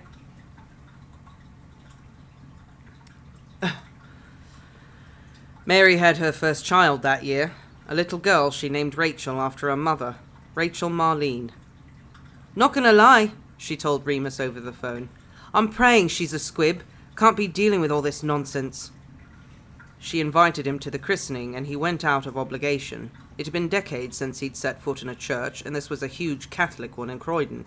Grant didn't come, and said he was too scared he'd burst into flames when he crossed the threshold. That's ridiculous, Remus sighed, tired and humorless. Mary is literally a witch. If she's safe in a church... My granddad was a Bible basher, Grant shrugged. Oh, since you stopped there, doing one after live Lord of the Rings. Oh, the Lord of the Rings. I didn't... Is it coming out that soon? My God. Time Right. flies. Yeah, I didn't realize because it was coming out this Friday. People are talking about how it's going to compete with House of the Dragon. I'm 100% down. Ooh! September 2nd. That's So, the premiere. Yeah, I am 100% down to do it. Let's do it. Let's do it. All right, we'll do Lord of the Rings. We'll do Rings of Power. Thank you for asking, because Yeah. I didn't even realize it was that close to coming out. So thank you for reminding us. We haven't been doing very good at responding to comments and looking at them. So that's our bad. We apologize. But yes, we will do Lord of the Rings. My granddad was a Bible basher, Grant shuddered. They can all do one as far as I'm concerned. Grant was so rarely stubborn, so Remus went alone and tried not to think about funerals. After the ceremony, there was a bit of a party in the hall next door, and Mary showed off the baby. She was gorgeous, chubby with huge brown eyes and huge brown curls, and a gummy smile sure to be as dazzling as her mother's one day. Remus waved at the giggling cherub nervously and patted her soft baby hand. I'm completely obsessed with her, Mary gushed, holding her up. Want to hold her? Mary grinned, then laughed that girlish cackle which took him back years. I'm teasing you, Remus, darling. Here, I'll give her to Darren's mum for a bit. Let's you and me have a catch-up. They sat on red plastic chairs in a quiet corner of the church hall, clutching paper cups of watered-down orange squash. It was a small space, filled with the noise of family celebration, children playing. Mary's family was huge, and as brash and lovable as she was. Remus felt very out of place, but what else was new? You're not getting married, then? Remus asked. You and Darren? Shh, Mum'll hear you, Mary giggled. She's furious, of course. She's pretending we had a small ceremony in Jamaica before Rachel was conceived. No, I don't fancy it. And we've barely got the time with the garage and the new house. Remus nodded along, smiling. It felt so good to be sitting next to Mary again, to have her chattering away, full of energy and joy. So how about you, still up Soho? Mary asked, giving him an appraising look. He'd come dressed in a suit he'd bought the day before from a charity shop. It was okay. A bit 70s and too big for him, but that was the style these days anyway. Yeah, he nodded. Don't think I'll ever move, to be honest. The flat's paid for. Got a boyfriend? Sort of. I know you have. Why are you always being so mysterious? Is he a muggle? Yeah. Oh, I wish you'd come and see me more often, Remus. I worry about ya.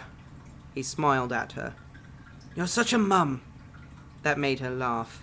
Guilty! She was still beautiful, and looked the same at 30 as she had at 18 in his mind.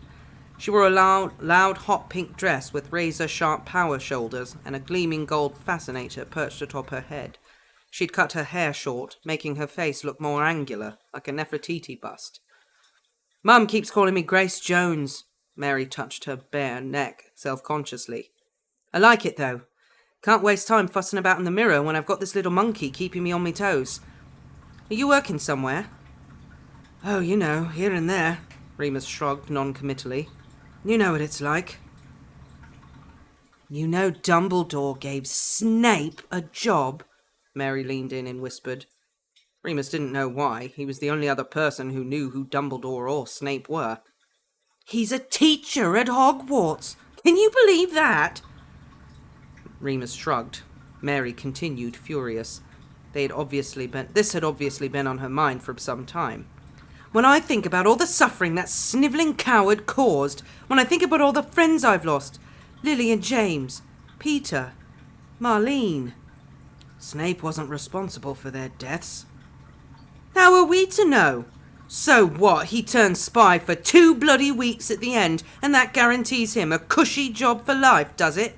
What was he doing while we were hiding in cellars like rats? Where was he when we were disappearing by the day? Mary, I just can't believe Dumbledore. Has he offered you any help? He hasn't me. Not worth his time, I suppose. They all stuck together in the end, the old families. I don't want anything from him, Remus said. Being in Dumbledore's debt is too dangerous.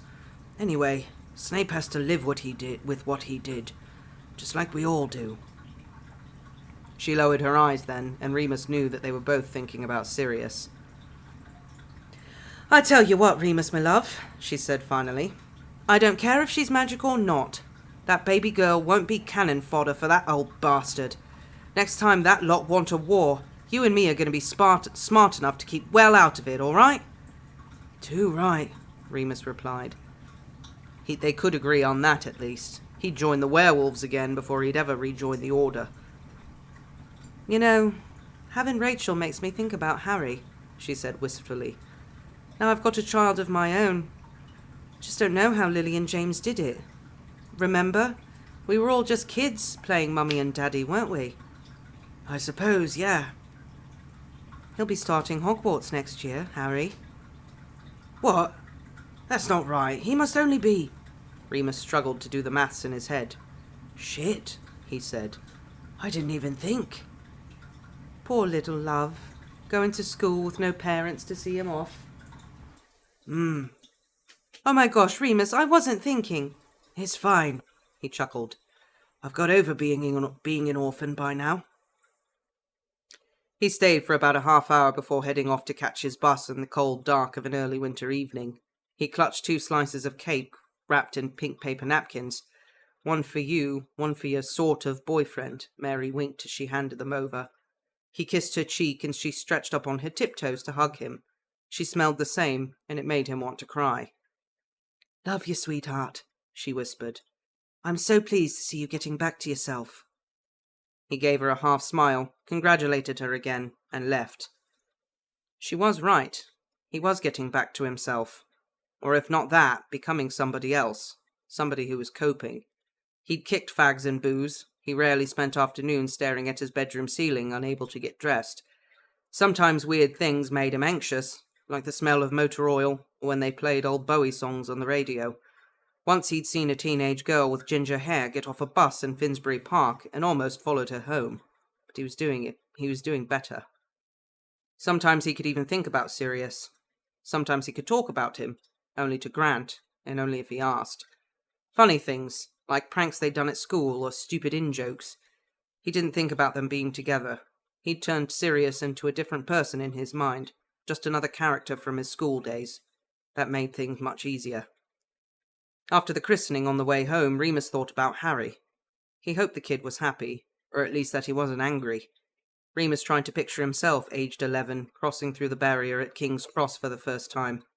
It had been nerve-wracking and exhilarating, and he hadn't known how to act, just how to relate to anyone else. And then he'd met James, the first friendly face on the train that day. It was too cruel that Harry would never know him. Remus was in danger of getting nostalgic now and weepy, so he got off the bus to walk the rest of the way home. He was tired by the time he got in and his hip hurt, but that was okay. He felt good about having left the house. All right, sunshine, Grant called from the kitchen as Remus shut the front door. Hiya. How was it? Church was a bit boring. Seeing Mary was nice. Oh, good. Grant came through to lean in the doorframe. He was drying a dish they'd used last night.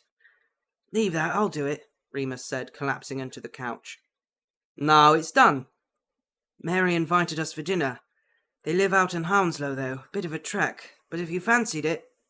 Oh, she knows who I am now, Grant smirked. Sort of, Remus blushed. She knows I'm seeing someone, just... For 9 years, Remus. Sorry, it's just weird because... Mary knew me back then, you know. She knew you back when you were with Sirius, Grant said flatly, turning back into the kitchen to put the plate away. Don't be like that, Remus said, getting up stiffly. I'm not being like anything. Grant's face was hidden by the cupboard door. I invited you to the christening. You didn't want to come. You know bloody well why, too. You hate churches. I know. Well, then. Why are we fighting? Remus frowned, confused. This isn't fighting. Grant closed the door to the cupboard, sighing. What is it, then? It was 10 years ago, that's all. You're still acting like I don't matter as much as he did. What? No, that's mad, that's all I want to say. Grant raised a hand to stop him. Like I said, this isn't a fight. But Grant, I don't... You're wrong, I swear. I want you to meet Mary, I do. I'm going for a walk, okay? I need some air. Grant pushed past him to the door. He took his coat off the hook, the coat Remus had bought him last Christmas.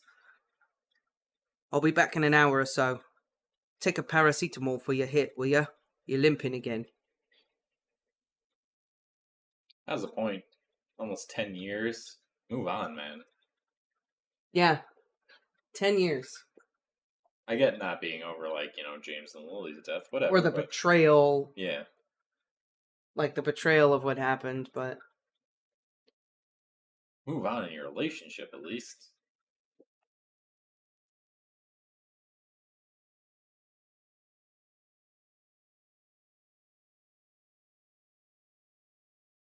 almost following a teenage girl home. Yeah, What? that would have been awkward. That was weird. That You look like someone I knew. yeah, like what? No. But yeah. Here it goes. Downhill. Oh, maybe Grant's gonna ditch him and then he's gonna hit like rock bottom and that's when he crawls back to Dumbledore. Because he just said that he wouldn't be a part of Dumbledore's schemes and plans anymore, so it's gonna take something drastic to send him back to Hogwarts. Right.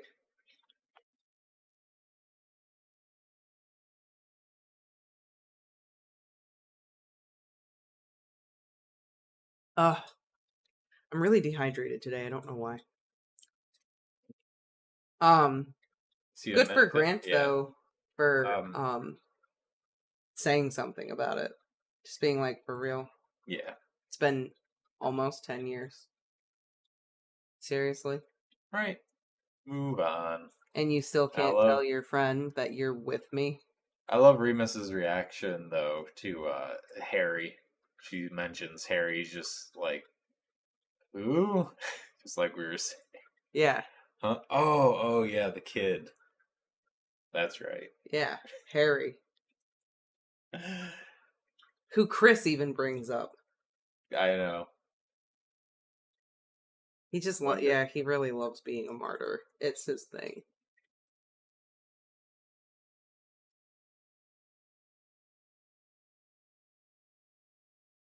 Excuse me.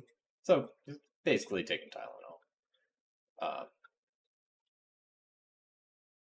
Wait. Tylenol, Dan. Yeah.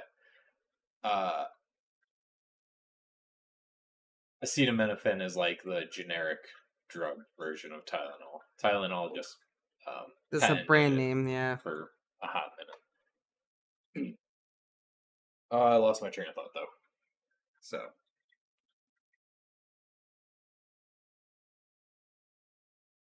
how long is it? I have a feeling the next chapter is a heavy one, isn't it? It's decent length, yeah. Alright. So what do you want to do, another one or? I'll have to also see what time does The Lord of the Rings premiere.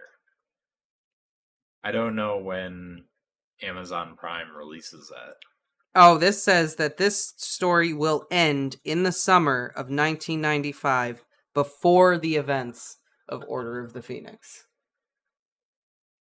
Oh, okay. I thought you said it like when... I thought it did too, but this is what the author's note says. Okay, that's more realistic for the number of chapters then. I was gonna say, there's no way, unless some of these chapters are like 50 pages long, that I could fit in the story and make it make sense. So in other words, the author couldn't figure out Tonks. So that's it. At least Dan won't have to read about him getting together with her. Yeah, but I mean, that would have been pretty funny to hear. Would have been great. Right. Some great banter. Fair enough. I'm sure Dan would have had some choice words, no matter how it went down. Alright, are we ready? Let's just get this one out of the way. Maybe she uses a love potion on him. He could have had some fun with that, honestly. Amortentia, anyone? Alright, we're gonna do another? Yeah, let's get it over with. Alright. Chapter 182, 1991. I'm sure that everybody knows how much my body hates me. It lets me down most every time and makes me rash and hasty. I feel a total jerk before your naked body of work. Sexuality! Young and warm and wild and free. Sexuality! Your laws do not apply to me. Sexuality! Don't threaten me with misery. Sexuality! I demand equality. Oh, I thought there was going to be another sexuality Nope. to end it there. I was like waiting for it. Like dramatic pause into awkward silence. Okay. Saturday, 9th of March, 1991. Have you seen my wand? Nope. Bugger! Where did you last have it? If I knew that, I wouldn't be looking, would I? All right, keep your hair on. Grant emerged from the bathroom, smelling of toothpaste and Pantene. Remus had almost turned the living room upside down in his search. He stood in the middle of the mess, running his fingers anxiously through his hair. I've got a million exam sheets to mark today. I really need it. Just do it without magic, like the rest of us mortals. Grant shrugged, lifting the couch cushions to help him look. I can't. I really need my wand, Remus huffed, looking under the TV table. Shame there ain't a spell to find it, eh? Grant chuckled. Then he saw Remus's face and turned serious, raising his hand. All right, don't worry, we'll find it. Right, last time you used it, when the lights went, right, last night? Oh, yeah. Remus rushed into the bathroom. He'd been having power cuts at least twice a week for the past month. Remus thought that was all over now the miners were back to work, but apparently not. His wand had rolled under the bed. He snatched it up, relieved, and held it tight in his fist. Thank Merlin, he whispered to himself. Got it? Grant asked as Remus turned to the living room. Grant was straightening out the mess Remus had left. Remus flicked his wand triumphantly. The room reordered itself. Grant made a noise of surprise and delight. Clever cogs, he grinned. Remus poked his tongue out and went to organise his pile of papers. Still don't see why you need your wand. Does it speed things up or something? No, I need it to read, Remus replied, sitting down at the dining table to work. Huh? I have this spell that helps me read, Remus said. I never learned how to do it properly at St. Edmund's. You can't read? Grant had his hands on his hips, staring at Remus in disbelief. Well, I can a bit, Remus said, feeling defensive. Just not very well. The words get all jumbled up. I don't know why. Oh, Grant said, sitting down next to him. You're dyslexic. I'm what? Remus frowned at him. He'd never heard that word. It sounded like a spell. Dyslexic. They used to call it word blind. Nothing wrong with your IQ. It's a connection between your eyes and your brain or something. I read somewhere about it when I was studying education, trying to get them to acknowledge it at work. I reckon a few of the boys need extra help, but the governor just reckons they're thick. Yeah, that's what they told me. Remus frowned. Wait, so it's a real thing? Of course it is, Grant shrugged. Bloody amazing you've got a spell for it. Show me. Remus did, but of course there wasn't very much to see, and he couldn't do it on Grant. He made a mental note to look up dyslexia when he had some free time, if he could figure out how on earth to spell the stupid word. I'll leave you to finish then, Grant said.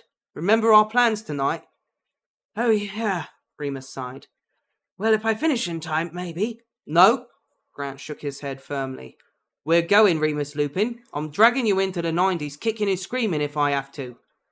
Remus laughed half-heartedly, trying to ignore the gnawing dread in the pit of his stomach. It was his 31st birthday tomorrow, and Grant had decided this was the year Remus would finally go to his first gay bar.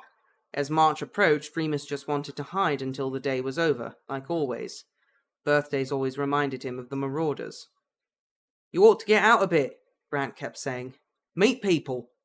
I hate people, Remus would reply acidly. People voted for Thatcher and keep buying Morrissey's records. People are idiots. Grant laughed. People are great. Art, sex, coffee, conversation. Can't have those without people. People are what makes it all worthwhile, and you know it. He was right. Grant was generally right about humanity. And the world had certainly changed. Remus had missed out as usual, immersed in the war or locked up in his grief. Grant returned him to the outside world like an explorer with fantastical stories to tell. Things were different now for people like them. Queers, more appropriately these days, gay men. Just over 2 decades ago, it had been a crime to live the way they did, and there'd been plenty of bumps in the road since then, but you couldn't stop progress. As the 80s drew to a close, it seemed gay people were everywhere. Grant made London sound like one big, massive coming-out party. He told Remus about once seeing Freddie Mercury in heaven, the Pet Shop Boys playing on the radio, Frankie Goes to Hollywood was #1 again, Boy George's makeup. Even Elton John was gay now.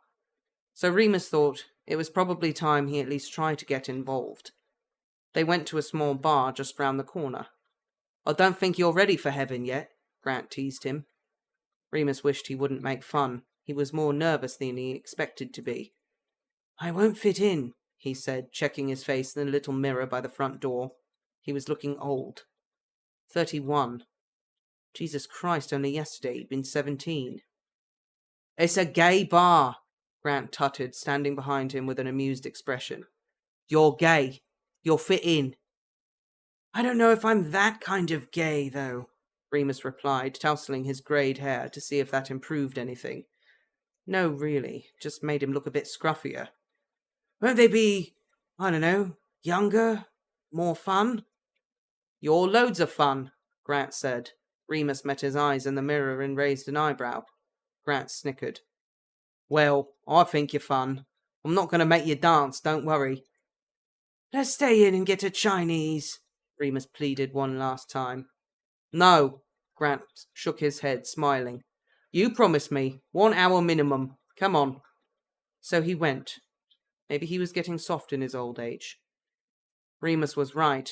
The crowd in the little bar was younger and more fun. There were a few people older than him, which made him feel a little bit less out of place, and at least all the coloured lights hid his grey hair. When Remus was a little boy at St. Edmund's, the one TV show everyone had agreed on wanting to watch was Top of the Pops on Friday evenings. They'd gathered round the tiny fuzzy black and white screen, and through the blizzard of static watched the trendy young people dancing along to their favourite pop songs. The St. Edmund's boys' lads were particularly fans of Babs Lord, the bouncy blonde lead dancer of Pan's People, Top of the Pops' in-house dance troupe. That studio looked like the coolest place on earth to 8-year-old Remus, and he was instantly reminded of it as he followed Grant into Boys. Except the devotees of Busty Babs would have been very disappointed, because the clientele in here were decidedly male. "Oh my God," Remus thought to himself as he walked through the busy dance floor to the bar. "Are they all gay? Do they know I'm gay? Oh my God." "Do you want to calm down there, sunshine?" Grant gave him a look as they took up 2 bar stools near the light-up dance floor. "I'm fine," Remus said, his voice maybe a bit too high. "Stop staring, you weirdo. I'll get you a drink." But Remus couldn't help staring. Everyone was just so brazen. Tight jeans, tight shirts, or no shirts at all in some cases. And they were dancing together and laughing, kissing, and it was all just fine. No one was saying anything about it. Remus's head was spinning. Grant handed Remus a drink, a cherry cola, because he wasn't supposed to be drinking. Remus sipped it and tried not to look as out of place as he felt. He didn't know any of the music either. It was all too modern for him. God, he was old. "I don't know why you said I didn't have to dance," he said to Grant. "Seems like that's the only thing to do." "You don't have to do anything you don't want to," Grant smiled. "Relax. That's the whole point of being here." Remus tried. He was glad it wasn't a busy night. He didn't think he'd be able to cope with a crowd. He sat on his stool and sipped his Coke and looked around without staring, and eventually it felt a little bit less scary. He felt a bit twitchy when a drag queen sidled up to him, 6'10" in pink PVC platform boots and a Dolly Parton wig, but she fluttered her massive eyelashes at him and held out a cigarette. "Got a light, handsome?" Remus felt his cheeks burning and shook his head shyly. "Sorry," he mumbled. "Don't smoke." "Oi, do your trick, though." Remus elbowed him. Grant elbowed him. He addressed the drag queen. "Remus here does this amazing magic trick." "Oh, I love a bit of magic," the glamorous stranger purred. Remus bit his lip but nodded. Okay, He took the cigarette and put it between his own lips, then snapped his fingers. The end lit at once, and Remus took a quick drag for his troubles before handing it back. "Blimey!" the drag queen blinked, staring at the lit fag. "Amazing is right. Better watch out for you, eh, magic man?" Remus blushed again, looking down at his coke. "Just a sleight of hand." "Come here often?" She leaned against the bar, smoking, the blood-red lipstick staining the fag end. "Oh no," Remus said, maybe a bit too quickly. Grant laughed and put a hand on his shoulder. "It's his first time. Brought him for his birthday." "Oh, happy birthday!" She smiled broadly. "We'll have to play your song later. Just go and tell the DJ, okay, sweetie?" Okay," Remus nodded, planning to do no such thing. "See you later, boys." The drag queen winked and sailed away across the dance floor. "Weren't so bad, was it?" Grant said. "You'll be ready to march with me in the Pride Parade by July." "I don't know about that," Remus laughed. He gazed at the dance floor a bit longer. The drag queen had treated him as if he'd belonged. Rather than feeling more self-conscious, he actually felt a bit happier. Everyone was nice enough. No one was being nasty or rude. He watched a couple kissing in the middle of the floor. They were really going for it, groping each other's backside, and people were actually cheering. He remembered his friends cheering when Mary and Sirius kissed in the Gryffindor common room all those years ago. That had been Remus's birthday too, and the date of Remus and Sirius's first kiss, which had happened in the shadows. Almost all of their kisses had been hidden away, because deep down they both knew that no one wanted to see that. Not in the 70s, not at Hogwarts. Remus had a sudden urge to do something similar here, in plain view, where everyone could see and no one would frown or cheer, or jeer. Only he wasn't quite brave enough for public snogging just yet, even at the grand old age of almost 31. So he just reached over and held Grant's hand on top of the bar. Grant blinked in surprise, but his face lit up so gorgeously that any trace of nerves left Remus completely.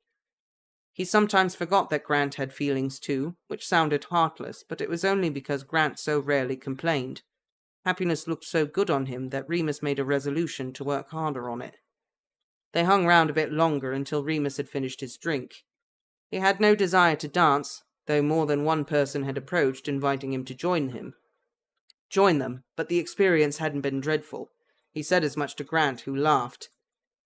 "Told you so. Thanks for coming, darling. I know it's not easy."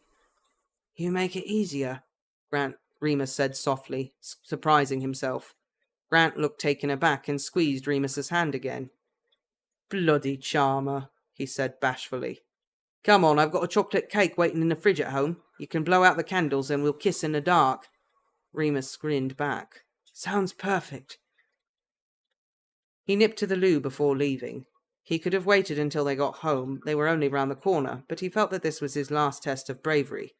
The toilets were unisex, which Remus supposed was fair enough, if a bit embarrassing. There weren't any girls about, at least. He went in and used a urinal as quickly as possible, trying to ignore the sound and scent of sex emanating from the cubicles. He was just washing his hands when the door swung open and someone closed in behind him. He spun around, surprised, and faced the stranger. "What?" The man grinned wide, showing his teeth. He licked his lips and sniffed the air, and then it hit Remus. The familiar scent, the instant connection, the lack of respect for personal space.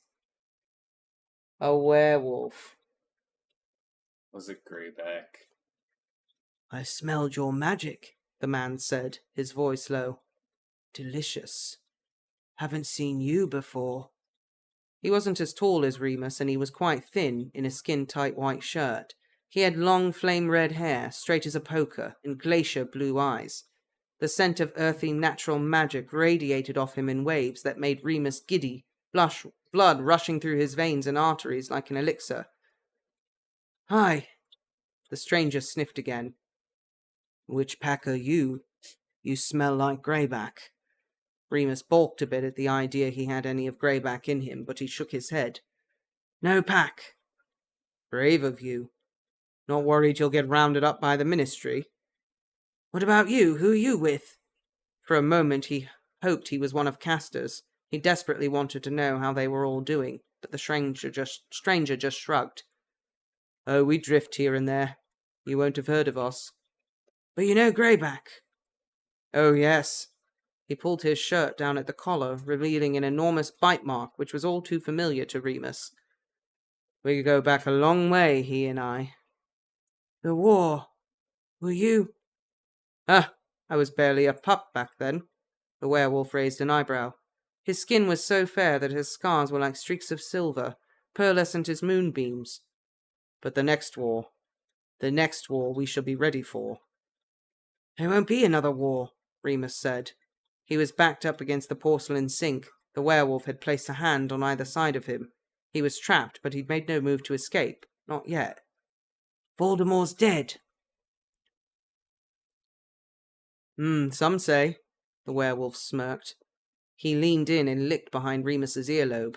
It made him shudder all over. He had to hold in a whimper. The other man pressed in on him and whispered, But I have heard that part of him lives still. The forests speak of ancient magic, of cursed blood. The Dark Lord gathers his strength. No. Remus shook his head. He tried to push back, but only succeeded in grinding their bodies together. He knew it was all lies, and he knew this man was trouble. But oh God, the scent. The scent was so heady, his body wouldn't listen to him. It only wanted one thing. His body wouldn't listen to him. It only wanted one thing. Come, the werewolf kept whispering, his breath hot on Remus's neck. No more talk of war. It's not our concern just yet. I want to enjoy you. Do you live nearby? We can go anywhere you like. This is going to be so good. The moon is waxing. Remus shook his head again, as if he could rid himself of the fog of pheromones flooding his system. I'm here with someone, he rasped. Bring them, if you like, the wolf chuckled. I'm all for sharing. No, I have to go. Remus used his last shred of willpower to extricate himself from the stranger and hurry back into the bar, feeling the wolf's eyes blazing at his back. He found Grant and grabbed his shirt sleeve, hissing, We have to go home. Are you all right? Something happened? No, I just want to go home. I want to take you home. He met Grant's eyes, still holding his arm, and he wondered if Grant could feel it too. Feel the burning, the need. Sirius always could, but perhaps you had to be sensitive to magic. Remus focused the intensity, projecting it outwards.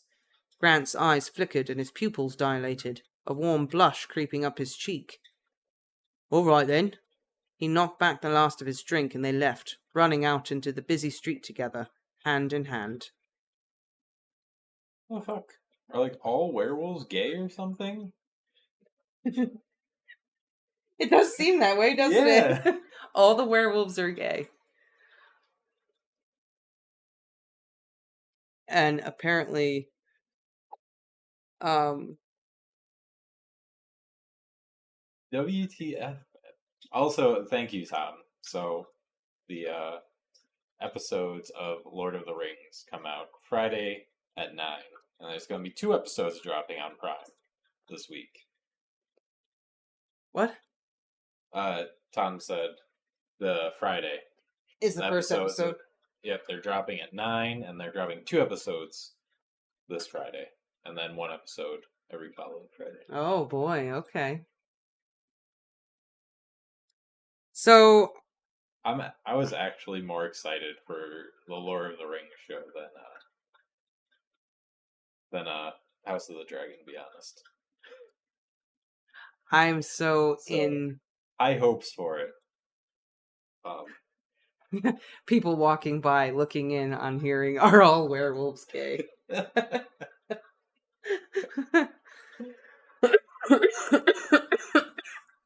So...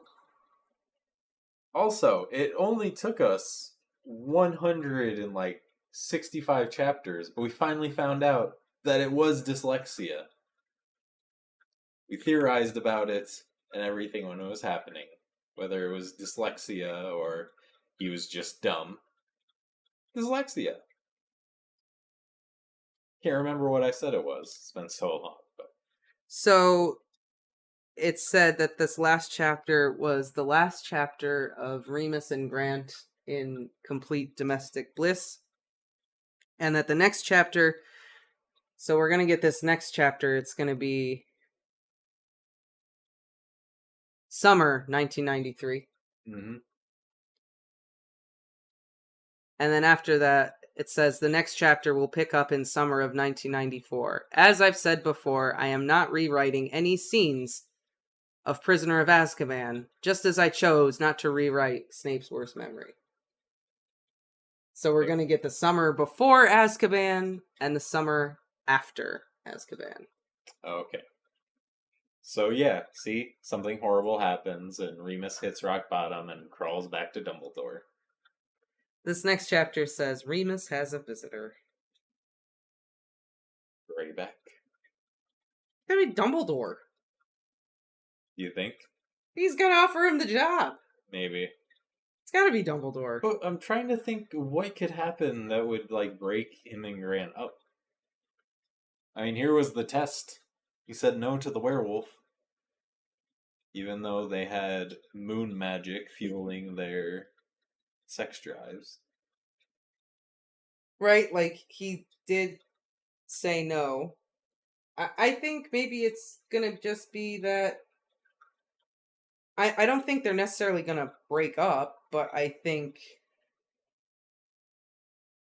you're gonna get the chapter where Lupin gets offered the job. He's gonna take the job.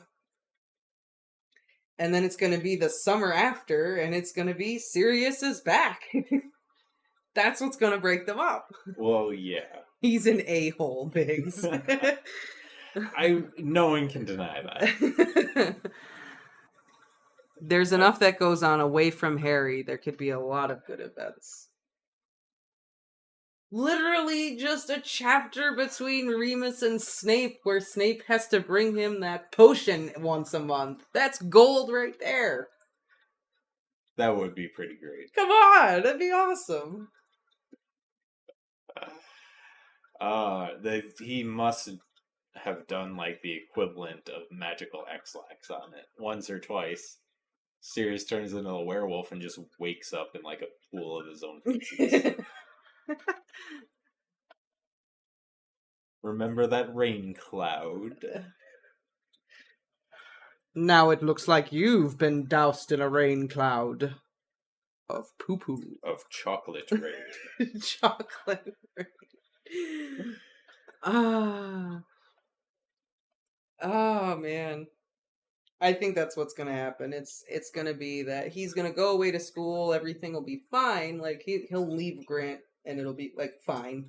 You know, Grant will be like, I'll see you when you get back, blah blah blah. Yeah. No, I think something has to happen with the werewolves, because I don't see there being another opportunity where it really comes into play. You just brought back this werewolf. I think it was just there to be a test to show that Remus has finally moved on. Maybe, or is it to show that the werewolves haven't moved on? I also think it was a vessel for Remus to like get the information that, oh no, maybe Voldemort is gonna come back. Maybe. Yeah. I hate it too, that every time it's always that as soon as a werewolf shows up, he just wants them. It's annoying. It's gross. All the werewolves are gay, apparently. All the werewolves all have super aphrodisiac abilities. Right? They're all super gay and super hot, I guess. And they all want Remus. Or maybe they just want anything. That's true. Maybe it isn't Remus. They'll literally do it with anything. Any wolf. Doesn't matter. Maybe.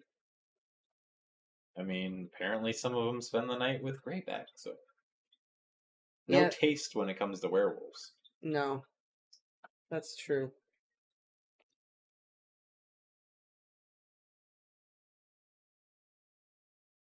I've said it before, these werewolves are much more like vampires. Grant gets bit by a werewolf in the bar. Oh, that would be a way to end the relationship. Grant gets bit by a werewolf, and then Remus is like, I can't be with a werewolf. That'd be fucked up. would be something he would do. Then again, he also wanted Grant. Yeah, Sirius walked in. If Sirius hadn't walked in on him and Grant, Yeah, things would have happened. things would have happened. No, we're not saying you have to be gay to become a werewolf. No. It just seems every werewolf In the story is gay. Yeah. Every one of them, except for Livia, apparently. We don't. Livia was the only one that didn't have any interest. That's in true. Remus. That's true. She was the only one that didn't want him. Yeah. Oh, it's because she was like groomed by Greyback. Greyback tried to lure him into his bed. Yep. You have Castor. Do we meet any other werewolves? This No, one. wait, This one that almost kind of sounded like Bill Weasley. Whoop, whoop. Livia, and who was the other one? That Gaius. Gaius. He wasn't into him either. So there was two. Maybe we're only meeting the gay werewolves. Maybe it's just because it's so annoying and it's in your face that it just seems like it's all of them. Yeah. Because every time it's like, I'm a werewolf. And I'm gay. And then... Not even that, it's just... And then all of the... I smelt you. Want to come back to my den? Like,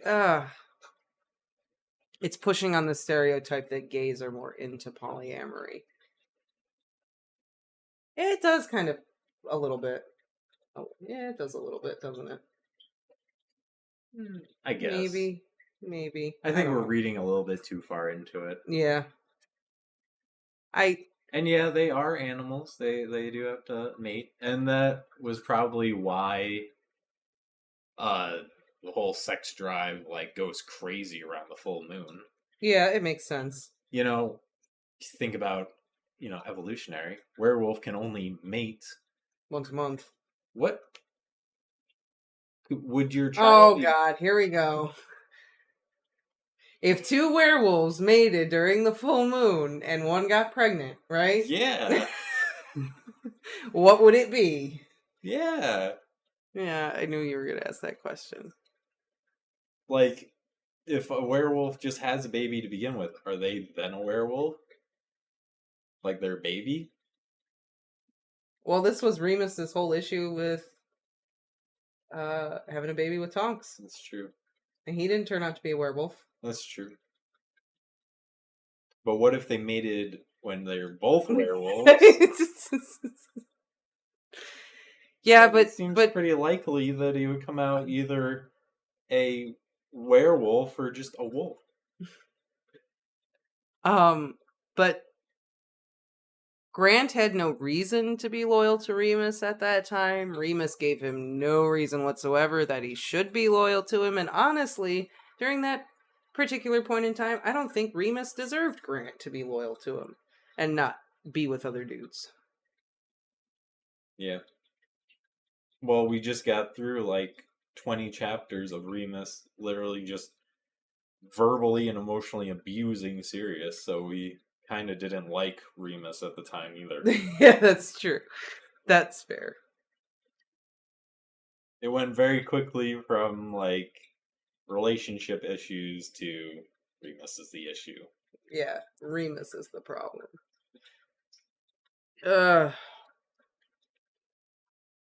And then the author says at the end that just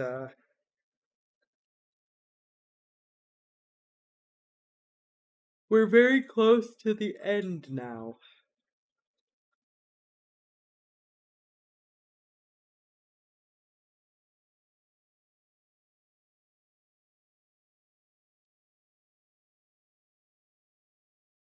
Oh yeah, right. I mean, free love, open relationships, all A-OK, if that's what you're into. But, if Grant isn't into that, and Remus is, then there's an issue. I mean, I guess the werewolves aren't in any sort of relationship, so go crazy. But I mean, now Grant is devoted, and Remus will leave him for Sirius. Yeah. And Grant knows it deep down, too, I think. When Sirius comes back, I'm gonna be really sad for Grant. Yeah. And I will be really angry at Remus. I'm gonna hate Remus so much. Yep. I'm gonna hate him even more than I already hate him. Because he's going to break Grant's heart. Or maybe he won't. Maybe something else is gonna happen. Maybe Grant is going to... I don't know. Maybe he's gonna get bit by a werewolf, turn into a werewolf, and be like, I like this werewolf stuff. And he goes and joins a pack and does werewolf things. No. What? Kayla's like, Biggs. He will. But... That Bill is a werewolf at the wedding. Like, I always knew in the back, but now I was really thinking about it. No. No, Bill isn't a werewolf. Bill isn't a werewolf. He wasn't bit. He was like clawed. Yeah, Bill was not a werewolf. He just got ripped off, but he didn't get bit. Maddie, which is why he had like wolf tendencies. He liked to eat like super steak raw, basically, and stuff like that. Bill isn't a werewolf.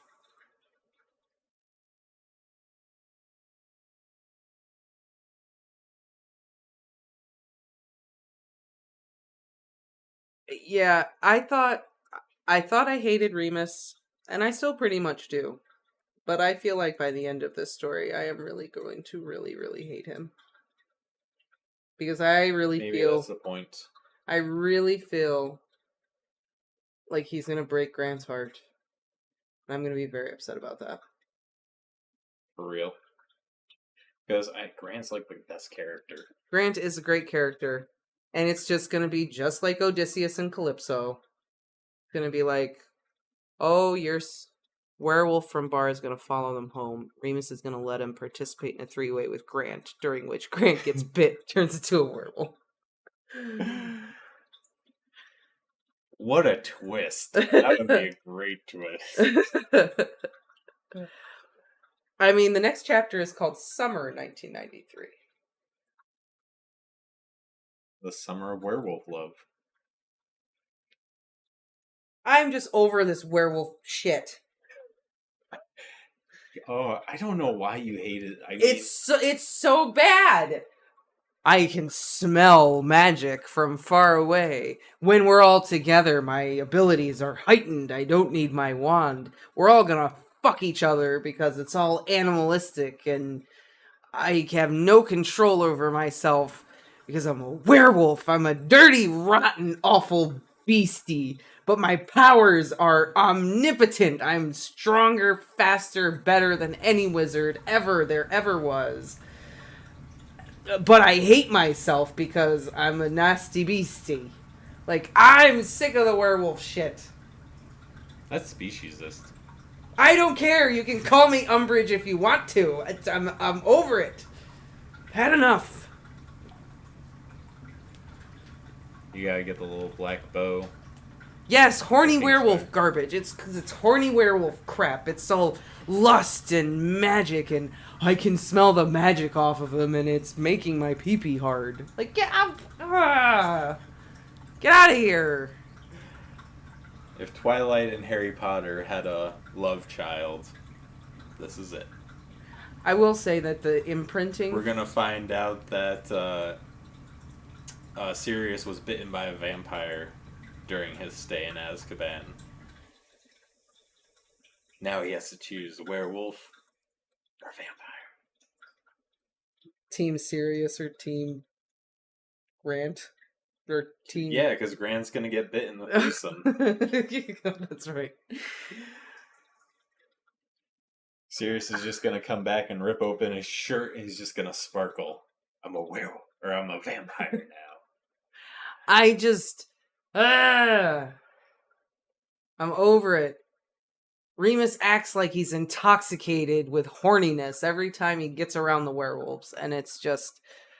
it's exhausting. It's exhausting. It's tiring. Try being in Remus's position. These sexual werewolf things are more uncomfortable than that scene of Damon humping for like 20 seconds. That was just... That was less uncomfortable than all of this werewolf stuff that I've had to I gotta think how awkward that must have been for the actor and actress. The director's like, alright, keep going. Keep going. A little bit longer, guys. Come on, keep it up. No, you're looking too enthusiastic. Settle down. Oh no, we weren't confusing the movies. We were talking about Twilight on purpose. Yeah. I'm just over it. Hey, you know what would have been great? If she did rewrite Prisoner of Azkaban so that Snape could give him that wolfsbane shit all year long, and we would have no werewolf anything at all for a bunch of chapters. Because he would be doped up on wolfsbane potion, and that would be it. No. Yeah. My reaction to that scene. Speaking of cheesy horribleness. Just, like, literally every time I'm reading and I see, and then he saw who it was. It was a werewolf. Oh, here we go. Okay. It's time to get horny and irresponsible. Makes you want to test out the case on your phone, doesn't it? And selfish. And not care about what anyone else is feeling except your horniness and the smell of their magic.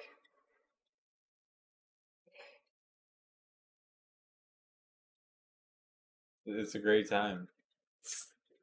No, it's not a great time. But hey, what do we only have like 5 chapters left now, right? I want to shove a Bezoar down his throat every time. Stop it. He's not poisoned. Yeah, but maybe he'd choke on it. Wow. Speciesist.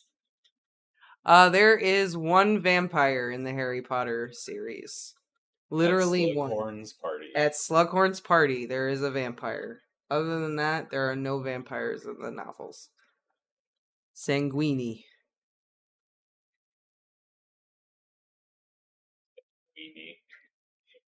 Do you think he keeps a little rat in his pocket? That's what I was thinking. Ratatouille. I would have sucked your ragu. Let me get into the kitchen. Let me see how your house elves prepare the food. If all the werewolves are gay, are the vampires kinky? Maybe. Maybe they're bi. Maybe. I mean, vampires are very sexual in nature, so. That's true. Including this chapter that we have next, we have 6 more chapters. All right. So I guess 3 chapters each of the following streams. Yep. Unless maybe we can get through 4. We'll only have 2. We'll see. We'll just have to see. But I guess we're doing an extra live stream because we found out Lord of the Rings is coming out. So Friday. I know. So Friday we'll have to do what is it? Super late stream. Yeah, I guess so. It's gonna be Friday night. Thank goodness. Yeah, I won't have to be to work until 9. I was gonna say I have the weekends off. So Yeah. there's that. You will soon. Well, you'll at least have 2 days off. Yeah, can't guarantee they'll be the weekends, but I will have 2 days off soon. That's true. Scrimger might be a vampire. Luna said he is. I'll always take Luna's word for it. That's true. She can do no wrong. That's right. Fair enough. Unless, talking about the horn on the wall. Yeah. That was an error in judgment there. Hermione was right about that one. You can't be right 100%. That's true. That's true. Well, unless you're Hermione. In which case, yeah. Yep. Always. Always. But yeah, alright, so I guess we will be back Thursday for a live stream. Yeah, there is a theory that Snape is a vampire. I don't buy it, but I have seen that theory that Snape is a vampire. Do we? Well, we see him out during the day. Yeah. So, I guess no. Doesn't work out. No. It does it's interesting, but there are holes in it. Maybe that's why he could fly. Well, that's what that's part of the theory, is that he can turn into a bat, fly away. He's a vampire. Or maybe he's just Batman. I mean, no one has ever seen Snape and Batman in the room together at the same time. I mean, he's broody enough. Always wears black. He's not rich, though. Unless Dumbledore's paying him, like, really well. I mean, we don't know how rich he is. He might have some money stashed away. I mean, his family didn't have any. Voldemort was paying him? Probably nothing. I don't think Voldemort pays anybody. I think they pay Voldemort. Maybe. He recruits all these super wealthy pureblood families. I think they pay him. I think he sucks them dry for all their money. Like a vampire. But with money. Yeah. Voldemort is the money. Or the vampire. The money vampire. Yeah. It could be. He's the IRS. He's a Horcrux vampire. Or maybe he's a Horcrux dragon. Bored again. Either way, what a pointless few chapters that just made me like Grant even more and hate Remus on the same continuum. I think they're good to build up. Remus is getting better. Yeah, he is getting better. Now we're there, and we need the drop to be done well. Oh, I don't want to say abrupt. It doesn't have to be abrupt, but it just has to be. Maddie says that Remus also sucks the money out of people. Yeah, he was kind of gold digging Sirius a little bit. Well, and him and Grant are living in a place that Sirius paid for. Yeah, that's true. They're still living in the place that Sirius paid for. I mean, at this point, I guess it's like he still thinks Sirius is the bad guy. So who cares? That being said, I think that only applies if, like, Remus was a good person to Sirius before that. This isn't going to end with Sirius's death. This is going to end before Order of the Phoenix. Which sucks, because I wanted to know what's going to happen with Tonks. How does that happen? The author couldn't figure it out. That's why it's over before the Order of the Phoenix. I don't think you can make it work with No, you can't make it work with Tonks. But I don't think we're going to get Sirius's death. I'm telling you, he's just going to be like, you know what, screw men. Tonks, how you doing? I think it does. I think maybe it's going to end with Voldemort coming back to power. I don't know. Or maybe he'll just get really drunk one night and just do something with Tonks, kind of like the Mary thing. But in this case, Tonks gets pregnant.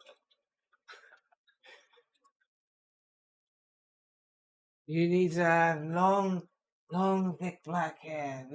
Do that. You look really sexy. Look at your wrists. They're so thin and delicate, Dora. They're so nice. You've got lovely wrists, Dora. Now, the smile, a little bit more like someone I used to know. A very serious smile. I don't know. What do you think, Bobans? Bobans! Bobans! She wants nothing to do with you right now. Hi, Bobans! Yeah, she really doesn't want anything to do with Teddy it. is conceived after the wedding. Yeah, he is. All right. Which Ruin my joke. Which just proves that he's a gold digger. So it ends as Voldy comes back. Yeah. I guess so, yeah. I guess what is probably going to end with it's just Remus like catching up with Sirius, and that's it.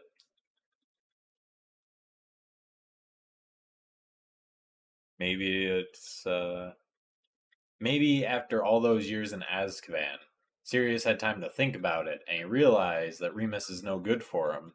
So he's gonna come back, and Remus is like, "I'm so sorry, I forgive you, take me back." Sirius is gonna be like, There's one thing I learned in Azkaban. It's that you're pretty much a Dementor. Sucking all the happiness out of me.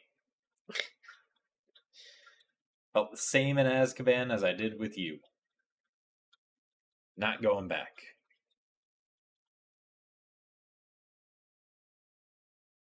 Alright, Kayla, have a good lunch. I'm just kind of... God, some of these chapters are just... I'm trying to be optimistic. They're just so long. What? Wishful thinking. Wishful thinking.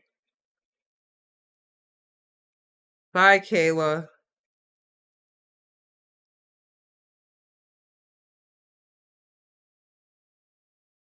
Sirius and Oh, that would be interesting. Sirius and Remus get married. They elope to Wizard Vegas. Wizard Vegas? Yeah.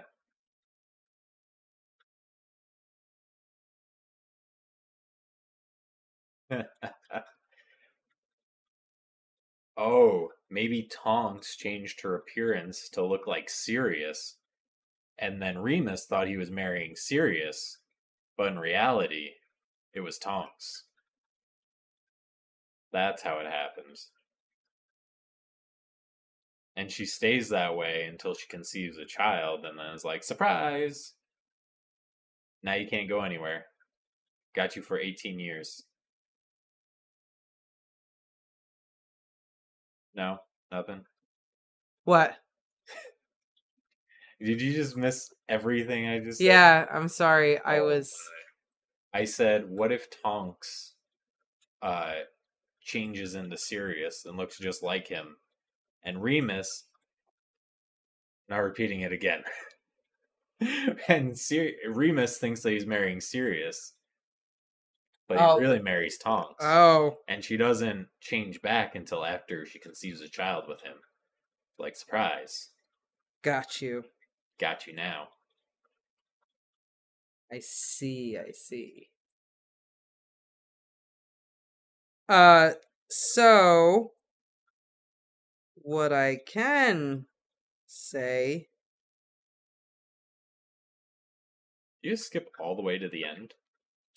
I can say that one of these last chapters is from Grant's perspective. Really? Yes. Nice. We get a shift in point of view. And then we also get a chapter from Sirius's perspective. That will be interesting. Right? So there is going to be that love triangle. I have a feeling. Which I hate. I know it's fiction, but that's way out there. It is. It's way out there. I just feel bad for Grant. I just feel like... That's how I would have written it. And this is also why I have not written fan fiction. Oh, I'm just not looking forward to how this is going to end. Well, you have a few days to brace yourself. I guess so. Thursday, Friday, Lord of the Rings. Saturday, streaming this again, and hopefully finishing. We can finally come to its exciting conclusion. We're going to have to figure out what we're going to read next on our live streams. Yep. And then Sunday, we're streaming. So this is a lot of streams this week. Yeah, we're streaming quite a lot, aren't we? Yeah. we pretty much have a day off from streaming, and then the rest of the week we're just live, people. So join in. All week long to try to finish this awful story. It's not awful. I can't It's say not it's awful. It's not awful. All the Marauder was, stuff is really good. James is really good. There's a lot of good stuff in here, but There was a solid 100 first chapters. The first 100 chapters were pretty damn good. yeah, it started out so good. And then it's been kind of hit or miss. Yeah, big time. But anyways. This story has been out for years. So I just don't understand why I still just don't understand why people think this is better than Harry Potter. It must have a fantastic ending. So I'm saying this is just all building up to something. Then the ending's gonna hit and you're gonna be like, I see why you did that now. I hope so. I see why you made me hate everything about this story for 20 chapters. I see why you made your character such an abusive, unlikable dickweed. Now I get it. In the author's defense, they wrote an abusive relationship spot on. That's true. It was written very well. Whether There you you like go. it or not, it was written well. People must be reviewing and suggesting it before chapter 85. No, there's all these people who say things like, I just finished reading all the young dudes and it's changed my life. This is what Harry Potter wishes that it was. I wouldn't go that far. I would never. Yeah. I mean, so far with the fan fictions I've read of Harry Potter, if anyone wanted a fan fiction, number one is My Immortal. I'll recommend that any day of the week. It's so great. But next up will probably be this. The title does imply all the young dudes lies. Yeah. We got some of the young dudes. 2 of the young dudes. One of whom was abusive to the other one. Yeah, pretty much. We basically got Sirius and Remus, a little bit of Peter, and then even less of James. So, yeah, there it is. What do you think? The Will? James Potter series, yeah. We got stuck with the worst one. The worst Marauder. Lupin. I just really wish there was more Lily and James, because every chapter with Lily and James was great. Yeah, it was really good. Oh, I guess she wrote in there that she won the contest for best characterization of James and Remus. She won the award. Yeah, we talked about this last time. I agree with James. I think she did a great job with James. I don't so much with Remus. I just hate Remus so much. I don't know if there's anything that the author could do to redeem him in my eyes. I'm hoping something happens at the end that just turns it around, and then you're just, like, blown away. It'd be great. I'd love to eat my words. Remus was under the Imperious Curse the whole time. Snape was just in control. Snape playing the long game. I'd be okay with that. Or maybe Snape, like, used the love potion on Sirius and Remus because he knows Remus would be abusive to Sirius, and that was his way of getting back at Sirius for what he did. Snape playing the long game. Yeah, here, I'm gonna make you an abused lover for a decade. Getting thrown into Azkaban was just the icing on the cake. For Snape. Yeah.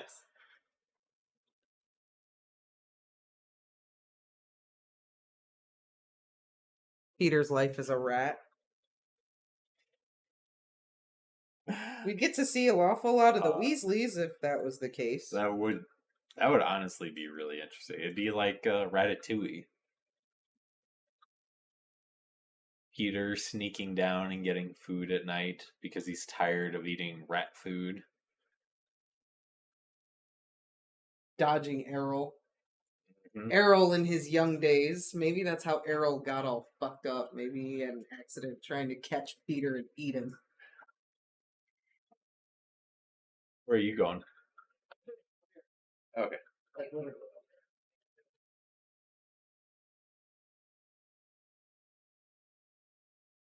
Snape never used the jigs he invented. And yet, James, that is one reason the story kind of falls flat, is James was probably too nice. James was too nice. There should have been more pranks, that's all. They needed more Marauders doing Marauder things. And James was definitely too nice. Yeah, James was a jerk. He becomes nice. He but does was a become jerk. nice. But yeah, he was an arrogant toe rag for quite some time. And so is Sirius. Very arrogant and... Oh, he never came out of that, though. Well, yeah. That's true. But... yeah.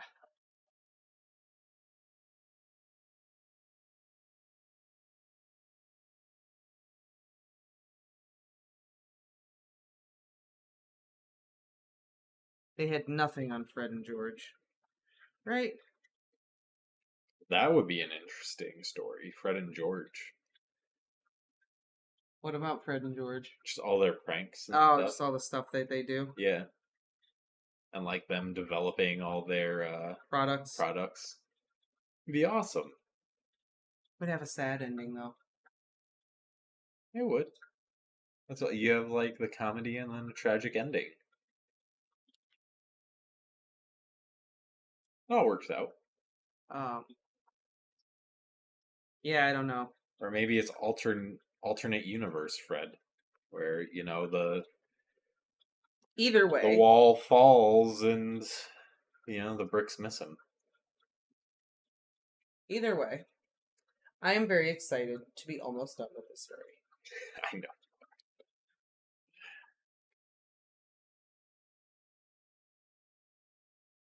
Yeah. See what I mean? According to Pottermore, James was a proud pureblood and him and Sirius were bullies. Hexing everyone all the time. Yep. They did. That's why Lily hated James for the longest time. Yeah. Wanted nothing to do with him. Yep. And why she preferred Snape as a friend. Mm-hmm. Because he was actually a nice dude. Yep. Till he wasn't. Till he wasn't. Yeah. Till he made some mistakes and got in with the wrong crowd a little bit. Yeah. It happens. I don't know. I don't think killing the love of your life is something that just happens. Well, he didn't do it on purpose. Well, for someone as smart as Snape, he should have planned ahead. He believed Voldemort. Well, that was his first mistake. Well, I'm just saying. His second mistake was killing Lily. He's aware. He knows. Believe it or not, he's aware. Yeah, the Levicorpus was used often. Yeah. That's true, he was only 20. Yeah. And look at Regulus. Regulus was super young, too. Regulus figured out which end was up there. Well... At least Regulus did it before he killed the love of his life. You're just pushing my buttons right now. In fact, he saved the love of his life. So we all know that him and Creature had a special bond. Okay. The family bond. Jeez. I mean, that doesn't mean anything when you're talking about that family. Ew. That's ew because you're right.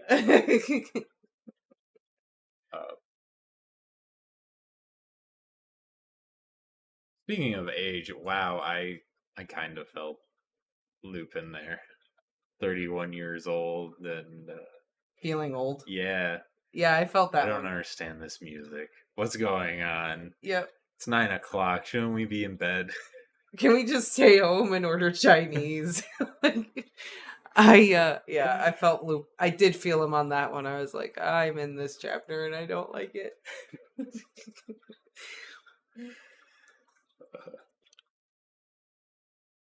So I'll give him that. That was relatable. Almost bathroom sex with a werewolf though. I don't relate to that one. Can't say I ever had that problem.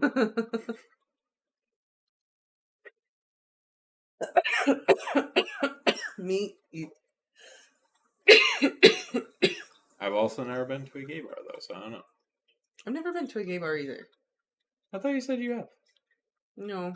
Oh, okay. Never mind.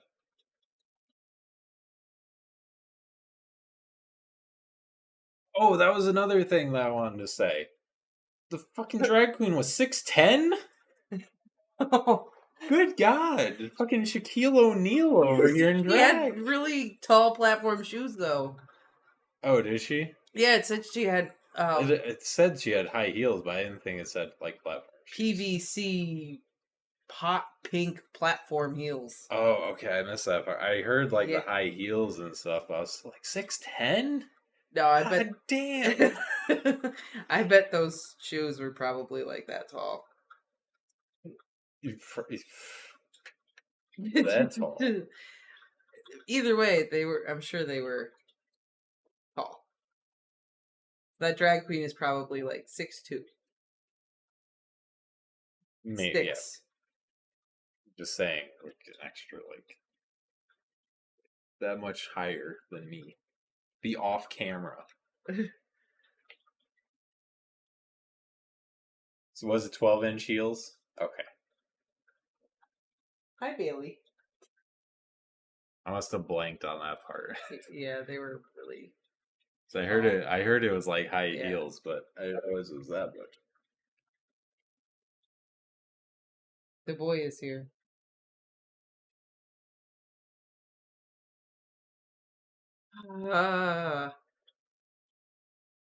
I know that everyone is trying to. They're all like going on the Snape bandwagon right now, and I'm trying hard to not do the Snape conversation. It just happens all the time. Snape's not even going to be in the rest of this story. That's depressing. We might see him. We're not gonna see him.